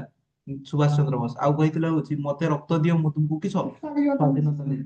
ମତେ ରକ୍ତ ଦିଅ ମାନେ ହଉଛି ମତେ ରକ୍ତ ଆଣିକି କାଟିକି ତୁମ ରକ୍ତ ବାହାରିକି ଦିଅ, ନାଇଁ। ମତେ ଏକତା ଦିଅ ହେଲା, ରକ୍ତ ଦିଅ ମାନେ ମୋର ସହିତ ଯୁଦ୍ଧ କର, ଯାହା ଫଳରେ ହଉଛି କିସ ସ୍ଵାଧୀନତା ମିଳିବ ଆମକୁ ହେଲା। ଆମ ଆଜି ସ୍ଵାଧୀନ ଭାରତର ଇତିହାସରେ ନିଜର ତ୍ୟାଗପୂତ ଜୀବନ, କର୍ମନିଷ୍ଠା ଓ ଆଜାଦ ହିନ୍ଦ ଫୌଜର ପ୍ରତିଷ୍ଠା ରୂପେ ସଂଗ୍ରାମୀ ସୁଭାଷ ଚନ୍ଦ୍ର ବୋଷ ସ୍ମରଣୀୟ ହୋଇ ରହିଛନ୍ତି। ସୁଭାଷ ଚନ୍ଦ୍ର ବୋଷଙ୍କର ଜନ୍ମଦିନ ମନେ ଅଛି? ସୁଭାଷ ଚନ୍ଦ୍ର ବୋଷ 1998 ମସିହା ଜାନୁଆରୀ ମାସ 23 ତାରିଖ ଦିନ ଜନ୍ମଗ୍ରହଣ କରିଥିଲେ, ଯୋଉଟା କି ହଉଛି ତୁମେ ମାନେ ଅଧିକାଂଶ କେହି ଜାଣିନ। କଣ ପାଇଁ? କଣ ପାଇଁ ନା ହଉଛି ସୁଭାଷ ଚନ୍ଦ୍ର ବୋଷଙ୍କର ଜନ୍ମଦିନରେ ହଉଛି କିସ ମିଠେଇ ମିଳେନି ହେଲା, ପତକା ଉଡା ହୁଏନି। ସେଇପାଇଁ ହଉଛି କିସ ତୁମେ ମାନେ ମନେ ରଖିଥିବନି। ଆଉ ଗୋଟେ କାରଣ, ଜାନୁଆରୀ 23, ଏଇ ଯେ ଆସୁଛି 23 ତାରିଖ ହେଲା। ଆଉ ଗୋଟେ କାରଣ ହେଲା, ଆଉ ଗୋଟେ କାରଣ କିସ କହନା? ଆଉ ଗୋଟେ କାରଣ ହଉଛି ସୁଭାଷ ଚନ୍ଦ୍ର ବୋଷଙ୍କର ଜନ୍ମଦିନ ମନେ ରଖିନ, କାରଣ ହଉଛି ଆମର ହଉଛି ଜନ୍ମଦିନ ଟା କୋଉଠି ପଡେ? ମକର ପାଖାପାଖି ପଡେ ହେଲା। ତ ସ୍କୁଲ ଖୋଲା ହେଇନଥାଏ, ତ ପିଲାମାନେ ଜାଣିନି ହେଲା, ତ ଜାଣିନି ମାନେ ଜାଣିପାରୁନି ସୁଭାଷ ଚନ୍ଦ୍ର ବୋଷଙ୍କର ଜନ୍ମଦିନ ବୋଲି ହେଲା। ଆପଣ କହିଦେଲେ କାଲି ସ୍କୁଲ ତ ଭାରତ ଛାଡ ଆମେ। ତାପରେ ହଉଛି କାଲି ପଢବା ଆଜି ସର୍ବ ଆଉ ଟିକେ ହେଲା। ତ କିସ କିସ ଆନ୍ଦୋଳନ ହେଲା? ଅସହଯୋଗ ଆନ୍ଦୋଳନ 1920। ତାପରେ ହଉଛି 1930 ରେ ହଉଛି କିସ 1930 ରେ ହଉଛି କି ଆନ୍ଦୋଳନ ହେଲା? 1930 ରେ କି ଆନ୍ଦୋଳନ ହେଲା? ଚୁପ ଚୁପ, ସାଙ୍ଗେ ସାଙ୍ଗେ ସାଙ୍ଗେ। 1930 ରେ କି ଆନ୍ଦୋଳନ ହେଲା? 1930 ରେ ହଉଛି ଭାରତ ଛାଡ, ସରି 1930 ରେ ହଉଛି ଲବଣ ସତ୍ୟାଗ୍ରହ। ହେଲା। ତାପରେ ହଉଛି 1942 ରେ ହଉଛି କିସ ହେଲା, 1942 ମସିହାରେ ହଉଛି କିସ ହେଲା, ଆମର ହଉଛି ଭାରତ ଛାଡ ଆନ୍ଦୋଳନ। ଭାରତ ଛାଡ ଆନ୍ଦୋଳନ ହଉଛି, ଶୁଣି ପକା ହେଲା, ଲେଖନି କିଛି ଶୁଣି ପକା ହେଲା। ଭାରତ ଛାଡ ଆନ୍ଦୋଳନରେ ଦୁଇଟା କାରଣ ଥିଲା ହେଲା, ଦୁଇଟା କାରଣ ଥିଲା ହଉଛି କି ପାଇଁ କୁହ, ଭାରତୀୟ ମାନଙ୍କୁ ଜବରଦସ୍ତି ହଉଛି ଦ୍ୱିତୀୟ ବିଶ୍ୱଯୁଦ୍ଧ 1939 ମସିହାରେ ଆରମ୍ଭ ହେଇଥିଲା। 1939 ରେ ହଉଛି କିସ ଦ୍ୱିତୀୟ ବିଶ୍ୱଯୁଦ୍ଧ ଆରମ୍ଭ ହେଇଥିଲା ହେଲା। ତ କୁହନା ଭାରତୀୟ ମାନେ ପ୍ରଥମ ବିଶ୍ୱଯୁଦ୍ଧରେ ସାହାଯ୍ୟ କରିଥିଲେ ଇଂରେଜ ମାନଙ୍କୁ, କିନ୍ତୁ କିଛି ଲାଭ ମିଳିଲାନି ଭାରତୀୟ ମାନଙ୍କ। ଦ୍ୱିତୀୟ ବିଶ୍ୱଯୁଦ୍ଧରେ ଭାରତୀୟ ମାନେ ସାହାଯ୍ୟ କରିବେ କି ଆଉ ନା ହେଲା। କିନ୍ତୁ ଇଂରେଜ ସରକାର କିଛି କରୁଛନ୍ତି କଣ, ଜବରଦସ୍ତି ଭାରତୀୟ ମାନଙ୍କୁ ହଉଛି ଦ୍ୱିତୀୟ ବିଶ୍ୱଯୁଦ୍ଧରେ ବି ମିଶେଇ ଦେଇଛନ୍ତି ହେଲା। ତ ଯେତେବେଳେ ମିଶେଇ ଦେଇଛନ୍ ହେଲା, ତ ହଉଛି ଭାରତୀୟ ମାନେ ଆନ୍ଦୋଳନ କଲେ ହେଲା। 1942 ମସିହା ୱାର୍ଦ୍ଧାଠାରେ ହଉଛି କିସ ହେଲା, ଭାରତ ଛାଡ ଆନ୍ଦୋଳନ ହଉଛି କି ମାନେ ହଉଛି ଇଏ ହେଲା, ମାନେ କରାଯିବ ବୋଲି ସ୍ଥିର କରାଗଲା, ବୁଝିଗଲା। ତ ଏଇ ଆନ୍ଦୋଳନରେ କିସ ହେଲା କହ ନା, ଭାରତ ଛାଡ ଆନ୍ଦୋଳନରେ ଅଧିକାଂଶ ସଭ୍ୟଙ୍କ ଦ୍ୱାରା ଅନୁମୋଦିତ ହେଲା। ଇଂରେଜ ସରକାର ଏହି ପ୍ରସ୍ତାବରେ ଅରାଜି ସମୂଳକ ଭାରତ ବର୍ଷର ଆନ୍ଦୋଳନ କରାଯିବ ବୋଲି ନିଷ୍ପତ୍ତି ନିଆଗଲା ହେଲା। ତ ଯେତେବେଳେ ହଉଛି ଭାରତୀୟ ମାନଙ୍କୁ ଜବରଦସ୍ତି ମିଶାଗଲା କୋଉଠି, ଭାରତ ଛାଡ ଆନ୍ଦୋଳନରେ, ତ ଇଂରେଜ ସରକାର କିସ କଲେ, ଇଂରେଜ ସରକାର ହଉଛି କିସ କଲେ, ସରି ଭାରତୀୟ ମାନେ ହଉଛି ଆନ୍ଦୋଳନ କଲେ। କି ଆନ୍ଦୋଳନ, ଭାରତ ଛାଡ ଆନ୍ଦୋଳନ ହେଲା। ତ ଭାରତ ଛାଡ ଆନ୍ଦୋଳନରେ କିଏ କିଏ ଯୋଗ ଦେଇଥିଲା ଦେଖ, ମୌଲାନା ଆବୁଲ କାଲାମ ଆଜାଦ, ତାପରେ ହଉଛି ଆଚାର୍ଯ୍ୟ କୃପାଳନୀ, ଆଶଫ ଅଲି ହେଲା, ଏମାନେ ମଧ୍ୟ ଯୋଗ ଦେଇଥିଲେ। ତ ଯେତେବେଳେ ଯୋଗ ଦେଇଥିଲେ ଏମାନଙ୍କୁ ଗିରଫ କରାଗଲା ହେଲା। ଆଉ ଧୀରେ ଧୀରେ ହଉଛି ଏଇ ଆନ୍ଦୋଳନ ହଉଛି ଚାରିଆଡେ ବ୍ୟାପିଗଲା, ବୁଝିଲ। ତ ଗାନ୍ଧିଜୀ ଏଇ ଆନ୍ଦୋଳନ ସମୟରେ କହିଲେ ହଉଛି କିସ, କର ବା ମର କହିଥିଲେ ହେଲା, ଡୁ ଅର ଡାଇ। ଗାନ୍ଧିଜୀ ଏଇ ଭାରତ ଛାଡ ଆନ୍ଦୋଳନ ସମୟରେ କିସ କହିଥିଲେ, କର ବା ମର ହେଲା। ତ ଆଉ କିସ ହେଲା ଦେଖ, ସ୍ଵାଧୀନତା ସଂଗ୍ରାମୀ ମାନେ ସରକାରୀ କାର୍ଯ୍ୟାଳୟ, ଡାକଘର, ରେଳ ଷ୍ଟେସନ ଆଦି ପୋଡି ପକେଇଲେ ହେଲା। ତ ଏଇ ଆନ୍ଦୋଳନ ସମୟରେ ସରକାରୀ କର୍ମ ମାନେ ଭାରତର ଲୋକମାନେ ହଉଛି କିସ କଲେ, ସରକାରୀ ଯେତେ ଘର ଥିଲା ହେଲା ସବୁ ପୋଡି ପକେଇଲେ। ଇଂରେଜ ସରକାର ତାଙ୍କର ବିଚାର ଇଂରେଜ ସରକାର ତାଙ୍କର ଚିରାଚରିତ ଦମନ ଲୀଳା କାର୍ଯ୍ୟକ୍ରମ ଆରମ୍ଭ କରିଦେଲେ ହେଲା। ତ ଇଂରେଜ ସରକାର କିସ କଲେ, ଭାରତୀୟ ମାନଙ୍କୁ ପିଟା ପିଟି କଲେ, ଆଉ ତ କିଛି କରିପାରିବେନି। ବହୁ ସ୍ୱାଧୀନତା ସଂଗ୍ରାମୀ ଲାଠୁ ମାଡ ଖାଇଲେ, ଗିରଫ ହେଲେ, ତଥାପି ସଂଗ୍ରାମ ପଥରୁ ଓହରିଲେ ନାହିଁ ହେଲା। ବହୁତ ଜଣ ଲୋକ ମାଡ ବି ଖାଇଲେ ହେଲେ ବି ତାଙ୍କର ହଉଛି ଆନ୍ଦୋଳନ କରିବା ପାଇଁ ଛାଡିଲେ। ସରକାରଙ୍କର ଏହି ସବୁ ଦମନମୂଳକ କଥା ସମ୍ପର୍କରେ ଗାନ୍ଧିଜୀ ଖବର ପାଇଲେ ହେଲା। ତ ଯେତେବେଳେ ହଉଛି ଭାରତୀୟ ମାନେ ମାଡ ଖାଉଛନ୍ତି, ଗାନ୍ଧିଜୀ ଜାଣିଲେ, କିସ କଲେ କହନା, 1943 ଫେବୃଆରୀ ମାସ 10 ତାରିଖ ଦିନ ସେ ଅନଶନ କଲେ ହେଲା। ଅନଶନ ମାନେ ହଉଛି ସେ ହଉଛି କହିଲେ ହଉଛି ମୁଁ ଖାଇବିନି ପିଇବିନି ହେଲା। ଯେତେବେଳେ ହଉଛି ମହାତ୍ମା ଗାନ୍ଧୀ ଜାଣିଲେ ହଉଛି ଭାରତୀୟ ମାନଙ୍କୁ ଉପରେ ଅତ୍ୟାଚାର ହଉଛି, ତ ହଉଛି 1943 ଫେବୃଆରୀ ମାସ 10 ତାରିଖ ଦିନ କିସ କଲେ, ଅନଶନ ହେଲା। ପରିସ୍ଥିତି ଅଧିକ ଖରାପ ଆଡକୁ ଯାଉଥିବା ଜାଣି ଇଂରେଜ ସରକାର ମହାତ୍ମା ଗାନ୍ଧୀଙ୍କୁ ଜେଲରୁ ଖଲାସ କଲେ। ତ ଯେତେବେଳେ ହଉଛି ମାନେ କିସ, ଗାନ୍ଧିଜୀ ଯଦି ମରବେ, ଲୋକମାନେ ହଉଛି ଇଂରେଜ ମାନଙ୍କୁ ପିଟି ପିଟି ଖେଦେଇଦେବେ ହେଲା। ତ ଯେତେବେଳେ ହଉଛି ଇଂରେଜ ସରକାର ଜାଣିଲେ ଗାନ୍ଧିଜୀ ଯଦି ନ ଖାଇବେ ନ ପିଇବେ ହଉଛି ମରିଯିବେ ହେଲା, ତ ହଉଛି ଗାନ୍ଧିଜୀଙ୍କୁ କିସ ଜେଲରୁ ହଉଛି ବାହାର କରିଦେଲେ ହେଲା। ଜେଲରୁ ବାହାର କରିଦେଲା ପରେ ଜେଲରୁ ଛାଡିଦେଲେ ହେଲା। ତାପରେ କିସ ହେଲା, ମହାତ୍ମା ଗାନ୍ଧୀ 1944 ମସିହାରେ ଜେଲରୁ ଖଲାସ ହେଲା, ମାନେ ଜେଲରୁ ବାହାରିଲେ। ଇଂରେଜ ସରକାରଙ୍କ ଧାରଣା ହେଲା ଯେ ଏଣିକି ଆଉ ଧମକ ଦେଇ ସାମରିକ ଶକ୍ତି ବଳରେ ଭାରତକୁ ଶାସନ କରିହେବ। ମହାତ୍ମା ଗାନ୍ଧୀ ହଉଛି କହିଲେ, ଇଂରେଜ ସରକାର ଜାଣିପାରିଲେ ଯେ ଏଇଟା ହଉଛି ଭାରତୀୟ ମାନେ ହଉଛି କୌଣସି ଉପାୟରେ ହଉଛି ଆଉ ଶାସନ କରି ହବ ନାହିଁ ହେଲା। ଭାରତୀୟ ମାନେ ଆଉ ଆମକୁ ଡରୁ ନାହାନ୍ତି। ତ ହଉଛି ଇଂରେଜ ମାନେ ଡିସାଇଡ କଲେ ଯେ ହଉଛି କି ସବୁ ହଉ ଏଇନା ଆମେ ଭାରତ ଛାଡିକି ପଳେଇବା ହେଲା। ଇତିମଧ୍ୟରେ 1945 ମସିହାରେ ଶ୍ରମିକ ଦଳର ନେତା ଆଟଲି ହେଲା, ବିଲାତର ପ୍ରଥମ ପ୍ରଧାନମନ୍ତ୍ରୀ ହେଲେ। ଶ୍ରମିକ ଦଳର ନେତା କିଏ, କ୍ଲିମେଣ୍ଟ ଅଟଲି। ମନେ ରଖିବ, ଶ୍ରମିକ ଦଳର ନେତା କିଏ, କ୍ଲିମେଣ୍ଟ ଅଟଲି ହେଲା। ଲେଖିଦିଅ ହଉଛି ଶ୍ରମିକ ଦଳର ନେତା କିଏ, କ୍ଲିମେଣ୍ଟ ଅଟଲି। ଶ୍ରମିକ ଦଳର ନେତା କ୍ଲିମେଣ୍ଟ ଅଟଲି। ଶ୍ରମିକ ଦଳର ନେତା କ୍ଲିମେଣ୍ଟ ଅଟଲି, କ୍ଲିମେଣ୍ଟ ଅଟଲି ହେଲା। ସେ ହଉଛି ଇଂରେଜ ଲୋକଟା ହେଲା। ତ ଯେତେବେଳେ ସେ କ୍ଲିମେଣ୍ଟ ଅଟଲି ପ୍ରଧାନମନ୍ତ୍ରୀ ହେଲେ, ଭାରତୀୟ ମାନଙ୍କୁ ସେ ହଉଛି କି ଟିକେ ହଉଛି ଶୁଣ, ଇଂରେଜ ମାନେ ହଉଛି ଖରାପ ଥିଲେ, କିନ୍ତୁ ସବୁ ଇଂରେଜ ଖରାପ କି ନା ହେଲା। ସେମିତି କ୍ଲିମେଣ୍ଟ ଅଟଲି ଜଣେ ଭଲ ଲୋକ ଥିଲେ ହେଲା। ସେ ଭାରତୀୟ ଶ୍ରମିକ ମାନଙ୍କୁ ବହୁତ ଭଲ ପାଉଥିଲେ। ସେମାନଙ୍କ ଦାବି ପ୍ରତି ମଧ୍ୟ ତାଙ୍କର ସମ୍ମାନ ଥିଲା ହେଲା। ଭାରତୀୟ ମାନେ ଯୋଉ ଦାବି କରୁଛନ୍ତି ସେମାନଙ୍କ ପ୍ରତି ମଧ୍ୟ ସମାନ ଥିଲା। ତେଣୁ ସେ କିସ କଲେ କଣ, 1947 ମସିହାରେ ବିଲେତର ପାର୍ଲିଆମେଣ୍ଟ ଠାରେ ଭାରତର ସ୍ୱାଧୀନତା ଆଇନକୁ ଅନୁମୋଦିତ କଲେ ହେଲା। ତ ସେ ହଉଛି 1947 ମସିହାରେ ଭାରତକୁ ସ୍ୱାଧୀନତା ଦେବା ପାଇଁ ମାନେ ହଉଛି ବିଦେଶର ପାର୍ଲିଆମେଣ୍ଟରେ ହଉଛି କିସ ଗୋଟେ ହଉଛି ପ୍ରସ୍ତାବ ପକେଇଲେ। ଏହି ଆଇନ ବଳରେ 1947 ମସିହା ଅଗଷ୍ଟ ମାସ 15 ତାରିଖ ଦିନ କିସ ହେଲା, ଭାରତ ସ୍ୱାଧୀନ ହେଲା। ଭାରତ ସ୍ୱାଧୀନ କେବେ ହେଲା, 1947 ଅଗଷ୍ଟ ମାସ 15 ତାରିଖ ହେଲା। ତାପରେ ହଉଛି ଆମେ ସ୍ଵାଧୀନତା ପାଇ ବୁଝିଲା। ଏସବୁ ଆମର ଭାରତର ନିର୍ଭୀକ ସ୍ଵାଧୀନତା ସଂଗ୍ରାମୀ ଓ ସ୍ଵାଧୀନତା ପ୍ରେମୀ ଜନସାଧାରଣଙ୍କ ଯୋଗୁଁ ସମ୍ଭବପର ହୋଇଥିଲା। ବହୁ କଷ୍ଟରେ ବହୁତ ଜନଜୀବନ ନଷ୍ଟ ହେଲା ପରେ ଆମ ଦେଶ ଶାସନରେ ଭାର ଫେରି ପାଇଲୁ। ଆମ ଆମେ ସ୍ଵାଧୀନ ଭାବରେ ନିଜକୁ ଶାସନ କରିପାରିଛୁ। ସ୍ଵାଧୀନତା ହେଉଛି ଆମର ଏକ ଅମୂଲ୍ୟ ସମ୍ପଦ। କୌଣସି ସମୟରେ କୌଣସି ପରିସ୍ଥିତିରେ ଏହା କଷ୍ଟଲବ୍ଧ ସ୍ଵାଧୀନତାକୁ ଆମ ହାତଛଡା କରିବା ଉଚିତ ନୁହେଁ। ଏଣୁ ଏହାର ସୁରକ୍ଷା ଆମ ସମସ୍ତଙ୍କର ମୌଳିକ କର୍ତ୍ତବ୍ୟ। ବୁଝିଲା। ତ ଆମର ମୌଳିକ କର୍ତ୍ତବ୍ୟ କିଛି ହବା ଦରକାର, ଆମର ସ୍ଵାଧୀନତାକୁ ଆମେ ସୁରକ୍ଷା ଦେବା। ବୁଝିଲା। ଏଇଟା ଥିଲା ବିଷୟ। କାଲି ପଚାରିବେ ହେଲା, ଆଉ ଯଦି ନ କହିପାରିଛ କିସ ଖାଇବ? କି ଦବା ରସଗୋଲା ହଉ ରସଗୋଲା ଦେବି ହେଲା। ରସଗୋଲା ଦେବି, କିନ୍ତୁ ସେ ରସଗୋଲାଟା କିସ ଖାଇକି ତୁମକୁ ଆରାମ ଲାଗିବ। ବୁଝିଲା? ଖାଇକି ଖାଲି ପାଟି କରିବ।